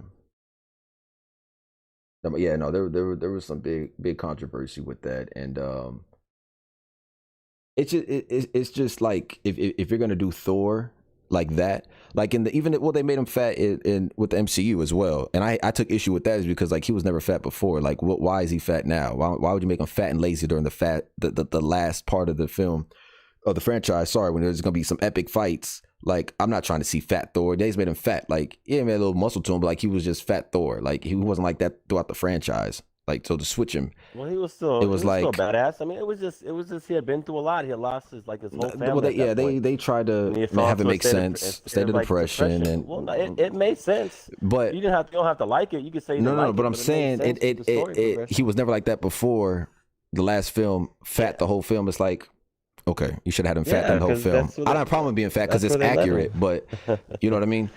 But uh, anger I more. don't know what you mean. What I'm saying, they like why not have him fat throughout the whole franchise then? If you're gonna do that depiction of him instead of switching it mid franchise, you know what I'm saying? I Because personally I just thought it was dumb. I'm like I want to see him fight, and you know, they were just playing on his depression. They're right? just I don't know. It was They fun. have their reason. I don't see why I don't see why that would be a problem. It all makes sense within the story. And he put that armor and braided his beard. Is that working? Thor here now. Yeah, I remember seeing that. Yeah, no, I think he looks badass. He doesn't have the gloves on, but I mean, he has his hammer. Um, everything seems to be accurate. You know, the way he's depicted as a like a filthy Slavian and drinking and people just wanted more of like a warrior look. I get it, but this I don't have a problem with because it's accurate to the source material. Now, my thing is because you know, and I want to get this on the cast. I have a problem with this here. They say God of War Ragnarok showcases much needed diversity and should be applauded, not criticized. So my thing is like, why did Santa Monica choose to go this route as a fat Thor? Is it to make a cultural stance or is this because they want to be accurate to Norse mythology? They haven't spoke out on it, so we don't know, right? That's fair to say. We don't know why they made him look like this or didn't make him look like anything else. Maybe they just wanted to stay accurate to the source material, which I can't be mad at because I'm a fan of source material, so I agree with their take on this, right? But if you go down, right, if you read this article, this was a thing that was since last time we talked, it was a big issue. Was this was Fat Thor, and then I read this article. I don't have a problem with Thor being fat, or if you want to call him fat. To me, it's kind of muscular actually. It looks like, as they say, like a modern day, like you know, those heavy lifters. How they're not all cut like. Go ahead. Well, I'm saying nothing. Continue. So they were saying here that the game will follow. Let me get straight to the meat and potatoes here. So it says now, contrary to popular belief, Thor is not a buff and impossibly good-looking Avenger. Thor is the god of thunder. He has great strength. He's quick-tempered. He's almost always portrayed with his long red hair and beard, and he loves to drink. Now they said this depiction of the character that Santa Monica team based their version off of, though likely will have a few twists. And so when they revealed the character design for the following PlayStation showcase with his long red hair and great belly, it shouldn't have been met by surprise, which I wasn't taken back at all. So I'm like, okay, I'm with you guys. And then you keep reading, and it says these responses are not only unnecessarily fat phobic, they show a disregard for both the original source material and the allowance for the Sony team to be to reinterpret the character. Marvel has a lot to answer for. So you go on to Twitter, and people wanted him to look, they're saying he doesn't look at all intimidating like Thor should be. But this is, like you said in the game, how they describe him. So I take no issue with that. But this dude wants. But this is also artwork. This isn't. You haven't seen him in context of actual the game. You haven't seen him whoop someone's ass. You ain't seen him. Right, and I don't see why he couldn't. Artwork. You haven't seen anything. I don't see why he couldn't. Well, I'm just saying, you haven't seen him do anything yet. Right. You know what I'm saying? You haven't seen him get vicious and so they yada yada. I mean, you're going off some artwork from a game that hasn't been released yet. So right. So I'm not saying from that artwork that he can't whoop ass. I definitely think he can. I mean, if you read about him, you'll see that, right? Well, that's what I'm saying. You're just going off a picture. I mean, that just looks like who is the people that are saying. Well, whoever's mad, like you're mad for nothing. Like let's see how the game comes out. Oh, they're mad about how he looks. And yeah, if no, he gets in the game and starts chucking them hammers. And I don't need him to look like this right here. They say not at all. I don't want a Thor Barbie like the MCU. I wanted to see a warrior Thor, and this Thor doesn't look like a great warrior at all. So they want him to look like this with an 8-pack, big biceps. They want him to look like you, basically. So I'm like, okay, but you can't be mad at Santa Monica because it's accurate to the source material. You know what I mean? So, well, that, and they're always it's never gonna be, even if it is accurate somewhat, it's never gonna be. It's a multiverse. They're not making a historically accurate, and then again, we're talking about Norse mythology, so you know what I mean, as accurate as mythology can be. But they're not making a historical game. They're making a God of War game. So they're gonna make whatever changes they want to make, and they'll say accurate in some aspects and probably not as accurate in others. Just, I mean, let them do what they're gonna do. Let the game come out and see how it plays, feels. I'm just trying to get this off. No, that's not it at all. I agree with you when it comes to that. The article here, it's just the hypocrisy. It's kind of what we were talking about before, so I wanted to touch on it. So they say that that what we just saw, the responses on Twitter, them saying not at all, I want him to look like a warrior. They're saying this Thor doesn't look like a warrior. Well, he looks like a fucking warrior to me. I mean, he has his hammer. I can't pronounce the name off top. Anyways, so they say that these responses are not only necessarily, so they're calling these people fat phobic because they want him to look more like a warrior in their eyes, but they're saying they also disregard both the original source material and allowance for Sony to be able to interpret the character how they want. And then they said, and then there's Anger Boda. She's one of the last remaining giants in God of War Ragnarok, and her character stems from the original mythology as Loki's love interest and the mother of monsters. And here in the game, she's black. So I was like, okay, so they're also going to say that's not accurate to the source material. That shouldn't be in the game. Because as you said, it's accurate to the source material, so you can't really take issue with it, right? With Thor.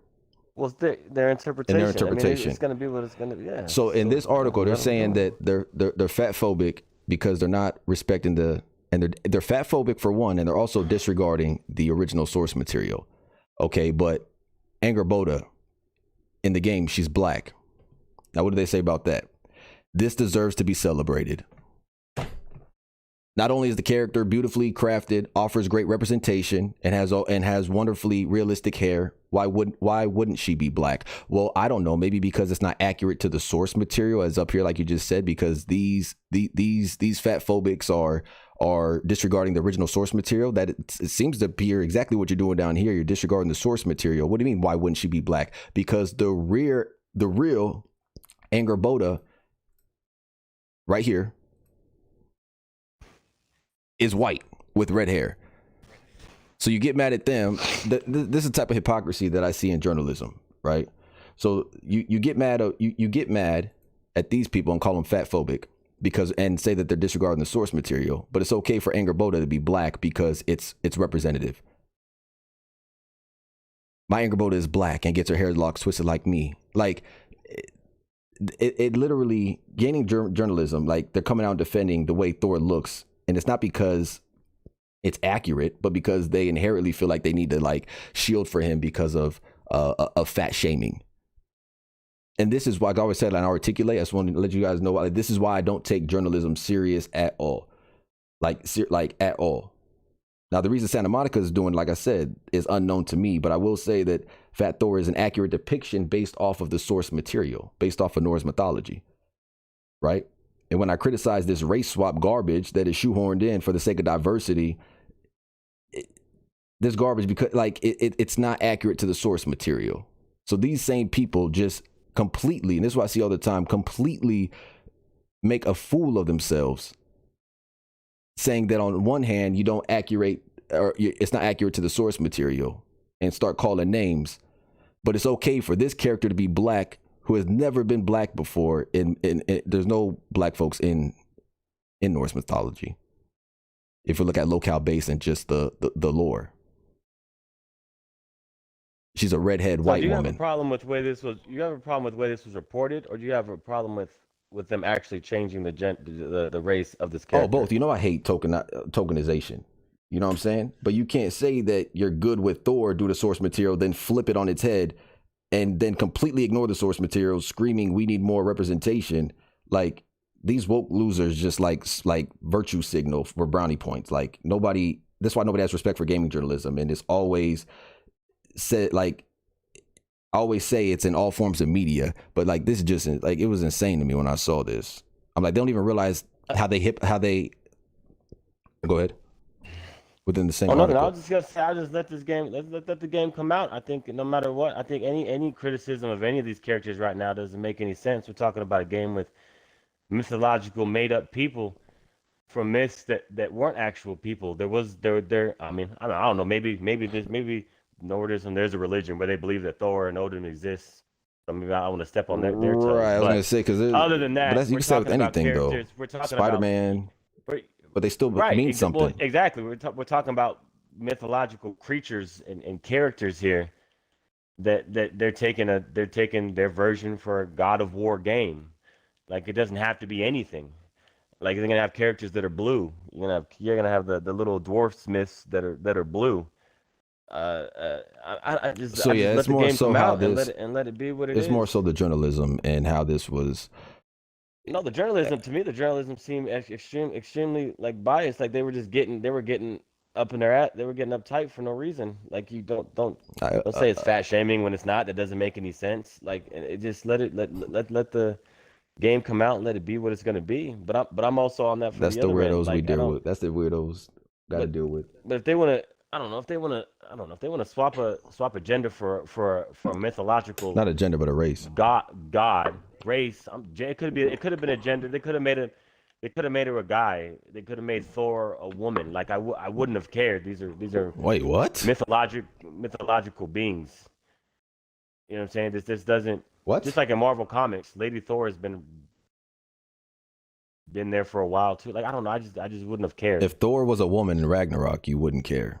In this game, in God of War, yeah, like I wouldn't have cared. If they would have teased the woman at the end of the last game, because it's a video game, and they're gonna like I don't understand what like it's a video game, and they do their version of these characters in different whatever. Unless they're making a historically accurate to what has already been written for these specific mythological characters. Unless they're making what they're calling a respectable, historically accurate game, and not a God of War game where he's going around cutting off heads and they've been making change throughout all of these games, then they can make what they want. Like I don't have a problem with them making what they want, and I'll watch it and I'll play it and I'll see if I like it or not. But like I'm not gonna set them to this false standard where this has to be a certain way. I'm leaning on this, but I'm not leaning on that. Like no, the developers are making a game that they want to make a fictional game with fictional characters. Let them do what they want to do. I'm not going to argue or fight against it and before the game comes out and say you should have done this, you shouldn't have done that. I support this, I don't support that. I mean, I'm gonna let the game come out and I'm gonna play it. And if I like the Thor character, if I think they represent him cool and he was badass and he was whatever, then I'll think so. If I think he wasn't represented cool or he wasn't as badass as I thought he should be, well then whatever. I have my thoughts about it then. But I'm not gonna sit here and criticize a game before it comes out. These these fake characters and say this fake character should have been this. They should have stuck with that when it's their interpretation that was never supposed to be historically accurate. Like, don't I don't know. I don't know anyone could say this character should have been this or that. When we're talking about a game where they're going to tweak things and have their own interpretation for these different characters. Like that's what they've always done, and that's what they're going to continue to do.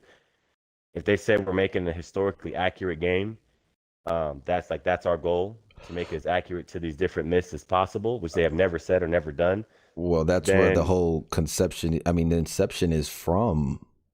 Where do you where do you get the absolutely, and idea? they You know, like the right. inception is from um Right. the Just Norse like Marvel mythology. characters Thor, just like Thor was an inception from Norse mythology, but they made him a pretty boy. Like they made him completely there's aspects of that character that are completely different from that they dumbed down to make him a superhero. Same exact thing. So I'm not gonna get mad at them making a Chris Hemsworth style Thor, and I'm not gonna get mad at them making a redhead looking a little bit heavier Thor. Like I'm not gonna get mad at either or because they're both are allowed to make their interpretations of what those characters were because that's what it is.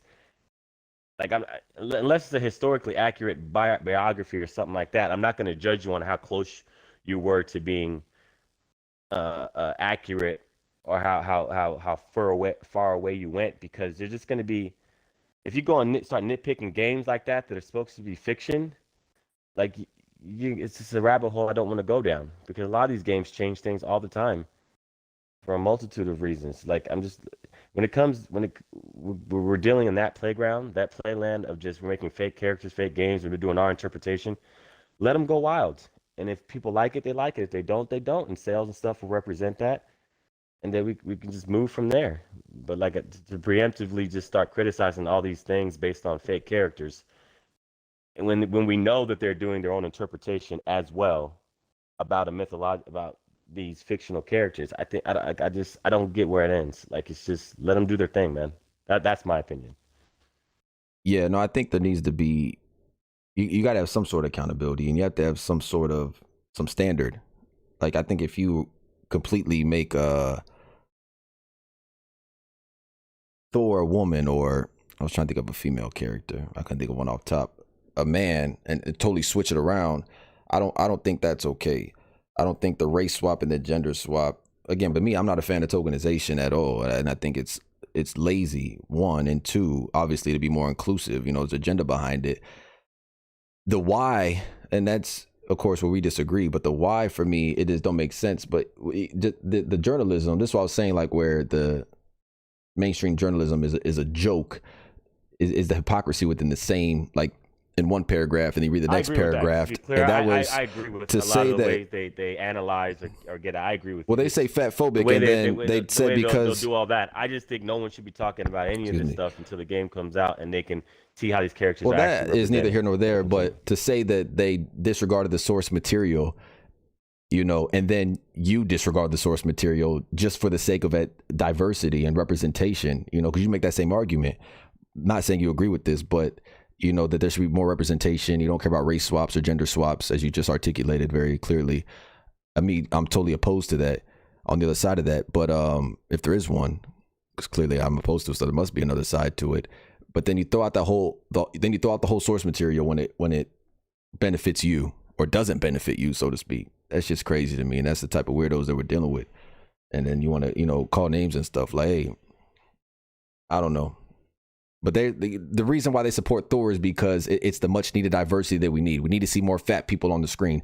It's like one, it's not that he's fat. Like we're talking about like muscle. Like you could say like okay maybe he drank whatever and he has a little gut on him, but it's trying to modernize. Like okay it's okay to be fat. Like if you're morbidly obese it's okay. Like it's okay. Like all right. You know what I mean? Like, all right, let's not encourage people to be healthy. Let's say it's now you don't fat shame. Now you're fat phobic, and it's like, okay, it just gets weird. So in gaming, I just don't have any I have zero tolerance for it. But it's not just in gaming, it's everywhere. But if we keep it to gaming, that's real weird to do, to me. Just to completely switch Thor. Now this Thor I have no problem with because the depiction is accurate. I'm a fan of source material. So if you stay accurate to source material, I got no gripes at all. Whether and I don't look at him as fat at all. I don't look at him as being fat. I wouldn't call him a fat Thor. That's just what I'm saying that so you guys know how, who I'm talking about. But yeah. So it's already 4:36. That's really all I had too. I think covered the thing that we missed out on last time. We caught up on the Battlefield. We were going to talk NFTs, but I know that again, you didn't really have time to look into it, and who would want to look into NFTs, coming to gaming. But so I'll do a video on that separately. But yeah, is there anything you wanted to wrap up about or No, I mention? feel like we hit it all. We talked about, what I mean, the acquisitions. Talked a little about some of the games that have came out, and Battlefield I think we 2042 being a failure, and pretty that much hit you're gonna start speaking with your wallet. We touched on that as well. I don't know what don't speak for me, player. We're two different types of gamers, man. Well, all I can do is encourage. All I can do is encourage. Fight the good fight. No, Yeah, you do fight a fight. You do fight a fight. That's for sure. Battlefield or Cyberpunk. I'm waiting to hear more information about that and its re-release update. That's taking so long. Again, the Most realm people of ain't gonna gaming care that at we're this in point. is. I mean, you should have delayed a couple. Like an update that's supposed to be day one, a couple years. Like, I'm interested to play it. That's only because I already have the game, and a lot of the story aspects beyond Yeah, the if you haven't initial played it at all, disappointing it shouldn't visuals change issues. anything for you. Why would it change anything if you Yeah, haven't so played it at I all? mean, I just haven't played it, so I'll just wait to play it once the upgrades are there. But I think there's a lot of other people that just don't care anymore. I don't think it's gonna save a game. Maybe they're just trying to save face, so their future projects they don't catch as much flack, but they're gonna catch what they're gonna catch, regardless because of what's already happened up until this point. I So I mean, it is genuinely what it think that is. they care about fixing the project. I think they just care about fixing the project. You know what I mean? Like I think they just don't want to see this. I want them. I mean, I I think that guess. they put it out when it wasn't obviously when it wasn't ready, but they want to see it through. That's I was gonna say. I was speaking with Tiff with that. I was like, if they put out, because this would be doing more than what we even see nowadays. If they put out a patch that, because I just put up a video like this is Cyberpunk in 2022, and the cars are like in the distance, they're just disappearing. Like it's all fake, and the graphics look terrible in the draw distance. And I had it on high fidelity mode, and the cars they're just despawning, like they're just desyncing. And as you walk closer to them, they just like everything in that game is like an illusion. If they put out a patch that like corrects all that, I full transparency, I would be impressed. But the game, I think the game needed 3 years.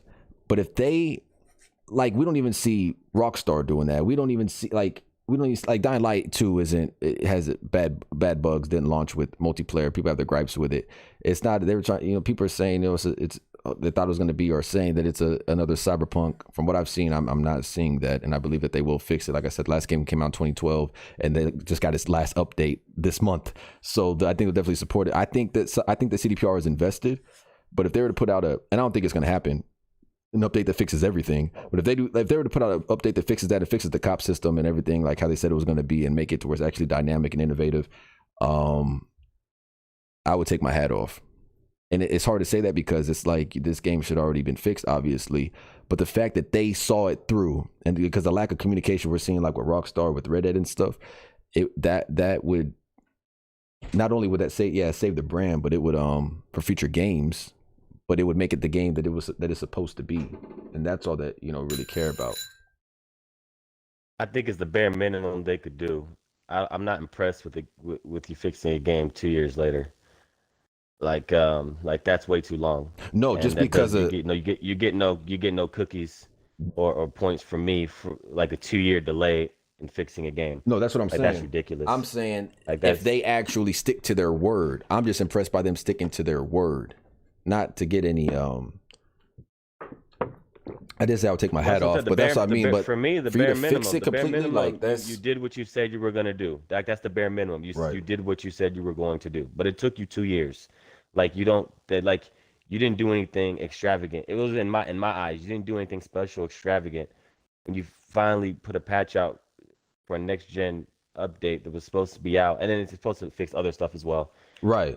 And most developers Two leave the years game hanging completely later. and never fix it. That's what I'm like. But I'm saying most games That's don't start crazy. as broken as that game was. That's the point. Like that game But started off nonetheless, broken. horribly broken, Yeah, unplayable. horribly broken. Not just like there's like a different. You can talk about Battlefield 2042 or Dying Light 2, but this No, I'm talking about other games. Cyberpunk But on the half the fact that consoles why would you not that give it up on released it? on was horribly But most broken. companies would give up and just move on to the next project. Like I fuck it, like But why? yeah, but most games aren't released that horrible. No, Like I you understand. can't It's come been a from while that since horrible to like we got a game like I that. don't know. But I'm just saying I'd be impressed if they actually fix the game and stick to their word. That which I agree with you. That's obviously what they should do. But I would be um I'd be satisfied. They're too late to impress me. They've already made too many mistakes to satisfied. That's what I'm impress saying. me. But Satisfied I with would it. You be know, at tomato, least tomato. I would at least. Yeah. Well, I'm just saying, like they don't get no extra points for doing what they should have done. I think that's the least we can expect from them, in my No, no, opinion. no, And no, then no extra points. there's no you get no extra points and like, oh, you did such a good job, or no, like at least finish what you started. So yeah, like you said, they can save face for future games, future developments, where people aren't gonna have can't throw this back in their face. No, you said that. I'm saying I think they actually care enough to Yeah. fix it, but they also didn't care enough to and listen to the suits and put it out to try to meet that window, same as Battlefield 2042. Or you gotta when it gets down to the nitty gritty, like you literally said, you're gonna put out when it's ready. So when it gets down to the nitty gritty, you gotta stand on that, no matter how tough it gets. I don't care who's pushing. You can't blame the fans. You can't blame the suits. We got to hold these companies accountable. We got to hold Rockstar accountable as much as we do Take-Two, the parent company, which their investors call is tomorrow. So we'll be covering that. That's highly anticipated. We'll be covering that live tomorrow on the Hebrews Cast at 3 p.m. But as it stands right now, yeah, like I want to be able to experience Cyberpunk for what it is, and I will. Yeah. Anyways, it's hard when you see the potential and how ambitious it is. It was extremely. It was just too ambitious, way too ambitious. Now everyone is on Battlefield 4 and 5 because 2042 is trash. It took EA a while to fix Battlefield 5. Yeah, Battlefield 5 did launch with bugs as well. It did launch with bugs, but it wasn't as bad as 2042. Cyberpunk was before its time, but they took a shot. Yeah. You think they'll even try to fix 2042? Looks unsavable to me. Yeah, no, they have a whole roadmap for Battlefield 2042. If you come from like the perspective of like not liking the game, well, like the game modes and also like just the amount of bugs, like they even fixed like every time you get out of a vehicle, you can't even ADS. Like the glitch has been there for 7 months. What are we doing here? Gaming is in such a dark place, and it's so disheartening. That's why I go and play on the original Xbox, because these live services are just shit. They don't have the creativity, like creatively bankrupt. They don't have the creative aspect at the forefront anymore. I think, but Battlefield, D. What's up, I can't man? hear you. Okay, no, you went silent for a second. With Battlefield, I think they went about that game completely wrong as far as what they focused on and what I want to say they tried, but they went in a way that a lot of decisions that they made that just shot themselves in the foot didn't have anything to do with monetary stuff. It had nothing to do with microtransactions. Had nothing to do with none of that. It was they made a stupid decision. Let's just go as big as we can. I want to see how big we can make these levels. I want to see how expansive they can be. Let's push the max. Let's get all these players in here because we think people want bigger, more. No, we don't want that. We want a more confined. Battlefield 5, 1, they were already big enough. Your maps were big enough. We didn't need bigger. We didn't need more players. They should have kept the scale to how they already had it. Kept the destructibility to where they already had it. They had a winning formula. There's other things you could have. implemented dynamic weather, whether it be tornadoes or other stuff, you could have upped the ante with the extra, let's say, power of these current gen consoles, whatever the case may be. There's aspects and things that they could have done. I've always wanted to see NPCs on a multiplayer map. I've always wanted to see that Modern Warfare 4, the favela, or whatever, people running around and the chaoticness you have in the NPCs to story kill, mode. or what do you I've mean? always Like as a cosmetic, or not well, or just AI? it could just be another factor in the game to where you don't know who's who's a enemy or who's just running. You know what I mean? No, I don't There's like different things. I was saying that. there's No, different it's things multiplayer for a reason. I never there's liked different that. But go ahead. Yeah. well, I'm saying different aspects they could have done to change the multiplayer game, to set a new standard. There's plenty of ideas they haven't gone with, but I just think it wasn't something creative or money wise where they were being greedy. I just think they made the stupid decisions, thinking people wanted bigger and more, and that shot them in the foot because Do you, they already had the right scale. They just need to think outside the box in another aspect other than, oh, we're just gonna go bigger, more players. That I don't know. Like I don't know how that was not obviously not the right idea or the right foundation to base this game on, which they did, and this was nonsense. Oldberger says if they move back to 64 players and reduce the map sizes and bring back the class system. Also, Operation Metro is the most popular Battlefield map because of close quarters combat.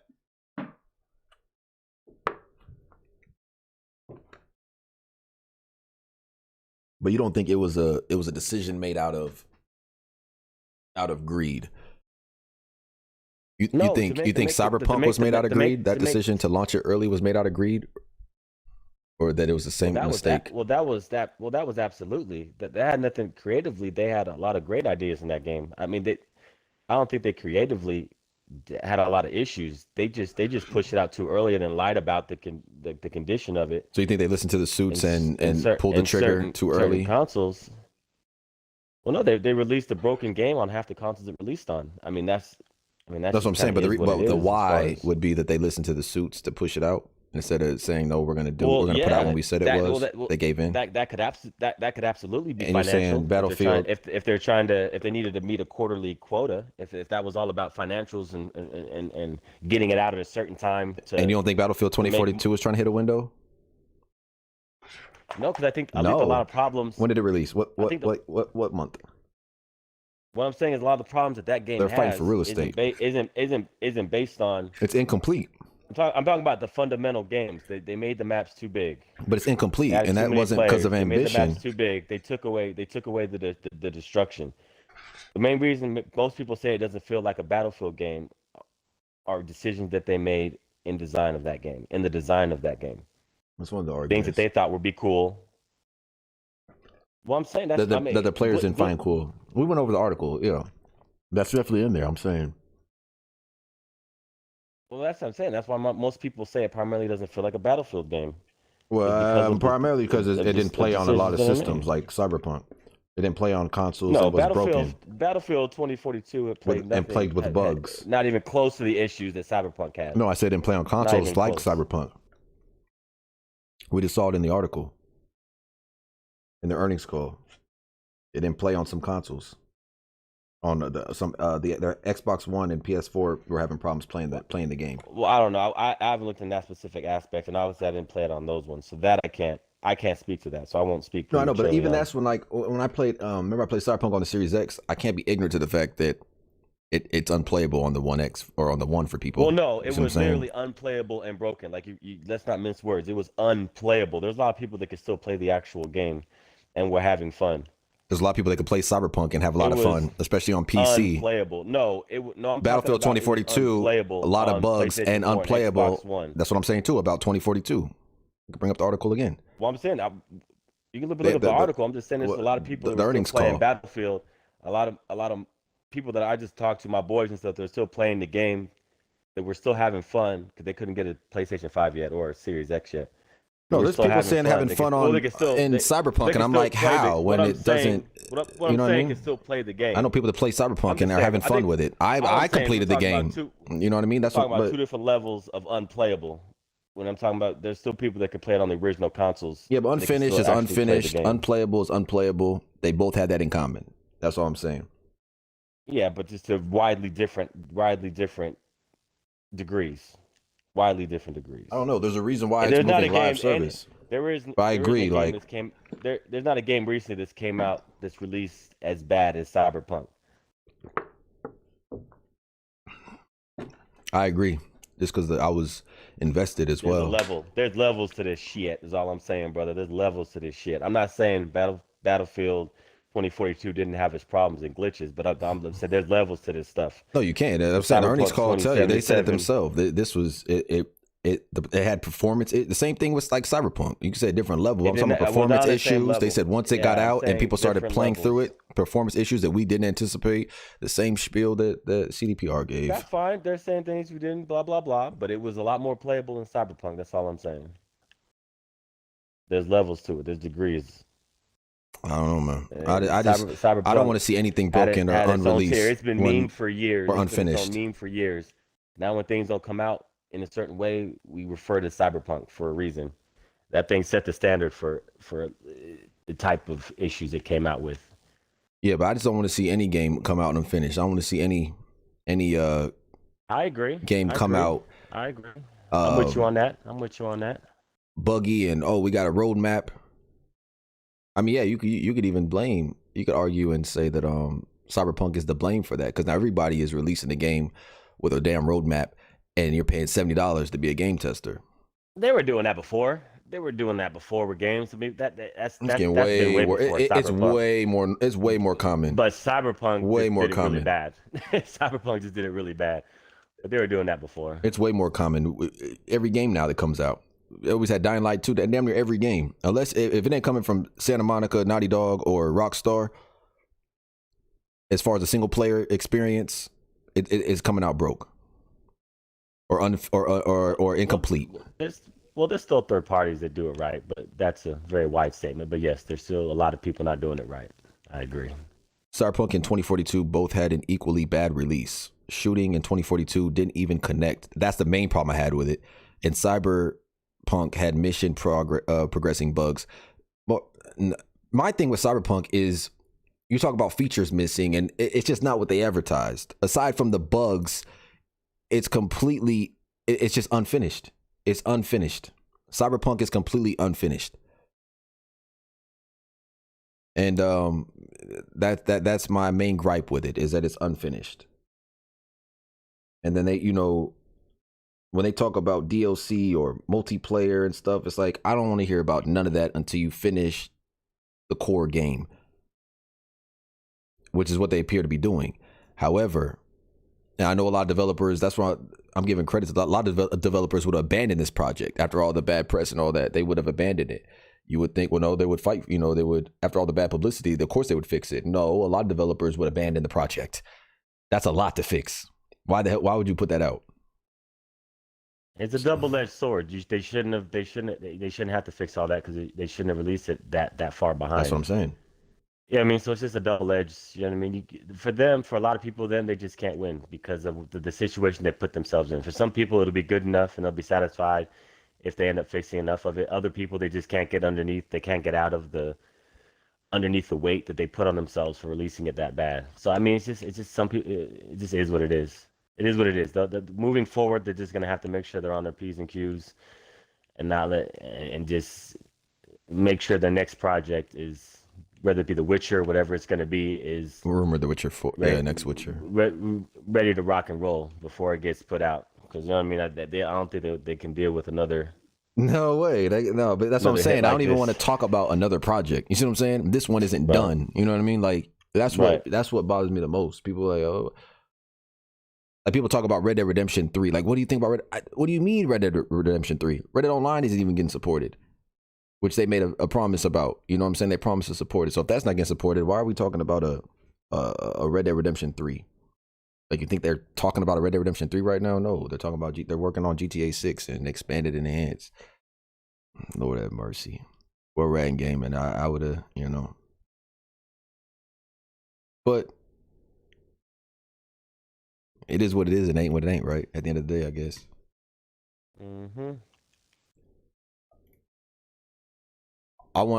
Do you know if they stopped adding games to the back compat list?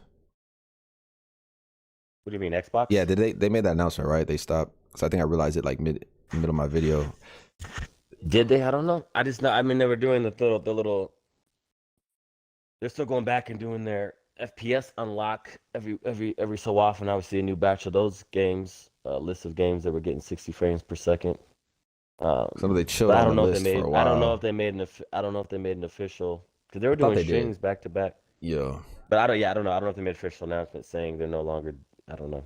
That I didn't hear. It's gonna be interesting to see what PlayStation does their next move with their Game Pass. Like I always said, Game Pass is gonna be on it's gonna be on all platforms, and you know, it's gonna be interesting to see With what the they do studios, with their about I mean, five to it's not ten going to years. matter as far as competing. I mean, no matter what they do, hopefully it's beneficial for. Because I mean, I have both, so hopefully it's beneficial for PlayStation users or PlayStation Plus subscribers. Whatever they do, whether they start adding more of their single player games to it as well, day and date or not. I mean, hopefully whatever they do, I'm sure it's going to be in some way beneficial. But I mean, they'll compete with Game Pass. I mean, with the studios Xbox is requiring, I mean, that's not even going to be possible soon.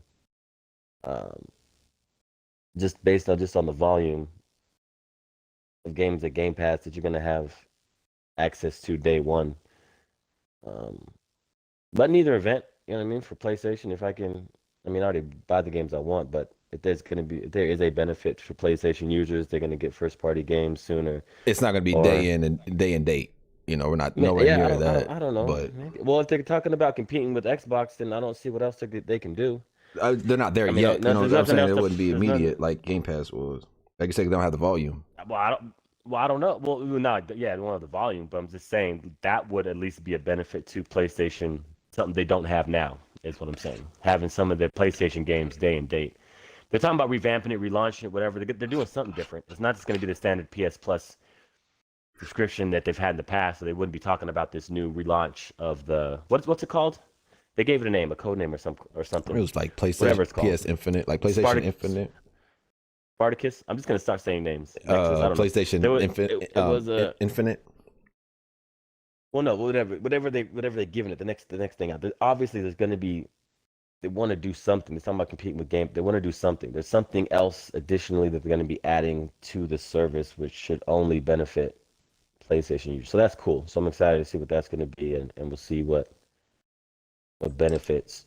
But just on a one-to-one comparison with Game Pass from Xbox, they're not there yet. Nowhere near And it. just with They always because I always thought that they didn't need acquisitions it that they're because of their single player, their first parties. And that's what I'm saying. Now that you're not doing as much with your first parties, and you're doing a remaster or remake of Last of Us. You're not doing a new Days Gone. Like, well, it's just the fact what that are you you have. doing? I mean, like when I don't know, like I said, when all these new games start coming out from all these studios, as they're starting to trickle out, being day and date on Xbox, and soon, I mean, it may take a year, soon not being on PlayStation. Like Yeah, they're eventually doing they're their gonna be own thing. exclusive. Like Yeah, like that's nothing PlayStation can compete with. Like, but PlayStation's I mean, they're fine. They're still doing their own thing. They're still profitable. Xbox just has more money because it's Microsoft. right. And like Microsoft I has more said, money. Sony's trying to But go into just the Xbox metaverse. Studios They're more versus about Sony, movies and PlayStation makes yeah. making everything a In the movie. gaming sphere, Sony still is a top dog, and they still make tons of money. We're talking about the company Sony versus Microsoft. Microsoft just has more money in general to throw around, so they're making big moves, and so we'll see. I mean, we'll just have to see future wise what the landscape looks like for gaming as far as you touched on. Will Game Pass come to PlayStation? Definitely. I don't know. I mean, it's possible. Not will, when. I don't know if I mean it's possible. See if Sony will They got to. how they take that, how Because like they I make said, that, how they think it makes them they're look. trying to they're trying to get into the metaverse as soon as possible and be the first in gaming. Like they already like you see them doing with the Uncharted and the Last of Us movie show, TV show. I mean, we do see the Halo show. You know, and Microsoft is trying to as well. You know, you got the Halo series coming. Are you seen that, right? Yeah, well, I got to skedaddle in a second, but real quickly we can touch on that. Yeah, I No, I was saw just saying if that. you saw. Yeah, yeah, okay. Yeah, it looks okay. It looks okay. There was aspects I liked, some that I didn't. Cortana. Master I Chief's mean, voice. there's Now I'm thousand ways. nitpicking, but Master yeah, Chief's voice is fine. I mean, yeah, Master Chief's voice is fine. yeah. It seems like a generic soldier voice. I mean, it's fine. That's what. What Yeah. you expect from Master Chief? Cortana, you Uh, could have went a thousand ways with that, and they picked a way that is a little different. But maybe her character will evolve throughout the series. I don't know. I don't want to judge too much before seeing how they implement it. But I didn't like the initial look of Cortana. Um, and then yeah, I don't know. We'll just have to. I wonder how a new Manhunt Yeah. would play out. Would be dope and probably cause hella controversy. Nah, they're too scared. GTA 6 won't even have the satire GTA 5 has. Not saying that it needs it, but yeah, it's cancel culture now. Everybody, all these gaming companies are too scared. Rockstar was last the Mohegans with that. Now they're too scared to move. They said that's why they said they wouldn't make a game while Trump is in office, whatever that means. And now you got Biden. Is he any better? I don't even know what that meant. Like, we can't make a game when Trump's in office. Okay, well, can you make a game when Biden's in office? Like, there's too scared to get canceled. You're not gonna get the type of satire and type of manhunt. I say make it. Like, make a manhunt. I enjoy manhunt. All right, brother. Well, I All got to right, man. skedaddle, but No, I it was appreciate definitely a good chat. I appreciate you revisiting, and I'm glad we're able to catch up on where we left off on the last cast. But tomorrow I will be. If you need to get, you can get you go ahead. I'll actually end it here. But no, I appreciate it, man. I'll holler at you in a minute here. Again, much gratitude. Speaking with the 6 foot, 240,000 pounds of pure muscle mass, Mayhem. It was a pleasure. No, thank you though. Much gratitude. Much gratitude. Enjoy the All rest right, of the brother. evening. Love you. All right, love you. Peace. Peace. So tomorrow we have the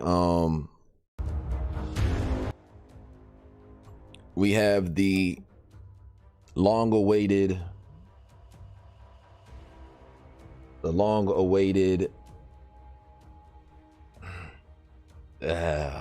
Take-Two investors call for Reddit Online. We're going to see what they say about Reddit Online. So tomorrow we may go live sooner. It just depends. But tomorrow at 3 p.m., I would just have the bell notifications turned on, or follow me on Twitter, and I'll let you know when we go live. Much gratitude, Frank Caves. Tomorrow, when the investor calls comes out, we'll be covering it immediately, because that's gonna be the final straw for me. That's gonna be the tell all, is what I'm saying. So much gratitude for everybody tuning in. Tomorrow's when we find out about Red Dead, and it's the future of Red Dead. We'll see what's going on with that. Again, I'll give my last thoughts real quick. After they expanded the enhanced, Reddit Online will get updated, but I want to hear about it now. There's no reason why we can't hear about it now. Don't update the game when nobody cares about it anymore. It's not going to feel the same. It's already not going to feel the same because of the type of energy that's going on with them being morally bankrupt, just being disingenuous is all. But anyways, much gratitude for everybody that tuned in. Do appreciate it. This is episode 10 of the Hebrews Cast, and we will be back tomorrow to cover the investors call. And again, thank you to Mayhem for coming through the Hebrews Cast. That's a returning guest, and our first guest actually on the Hebrews Cast when we launched it. So thank you for that as well. I hope you guys rest easy, and all is well with you guys.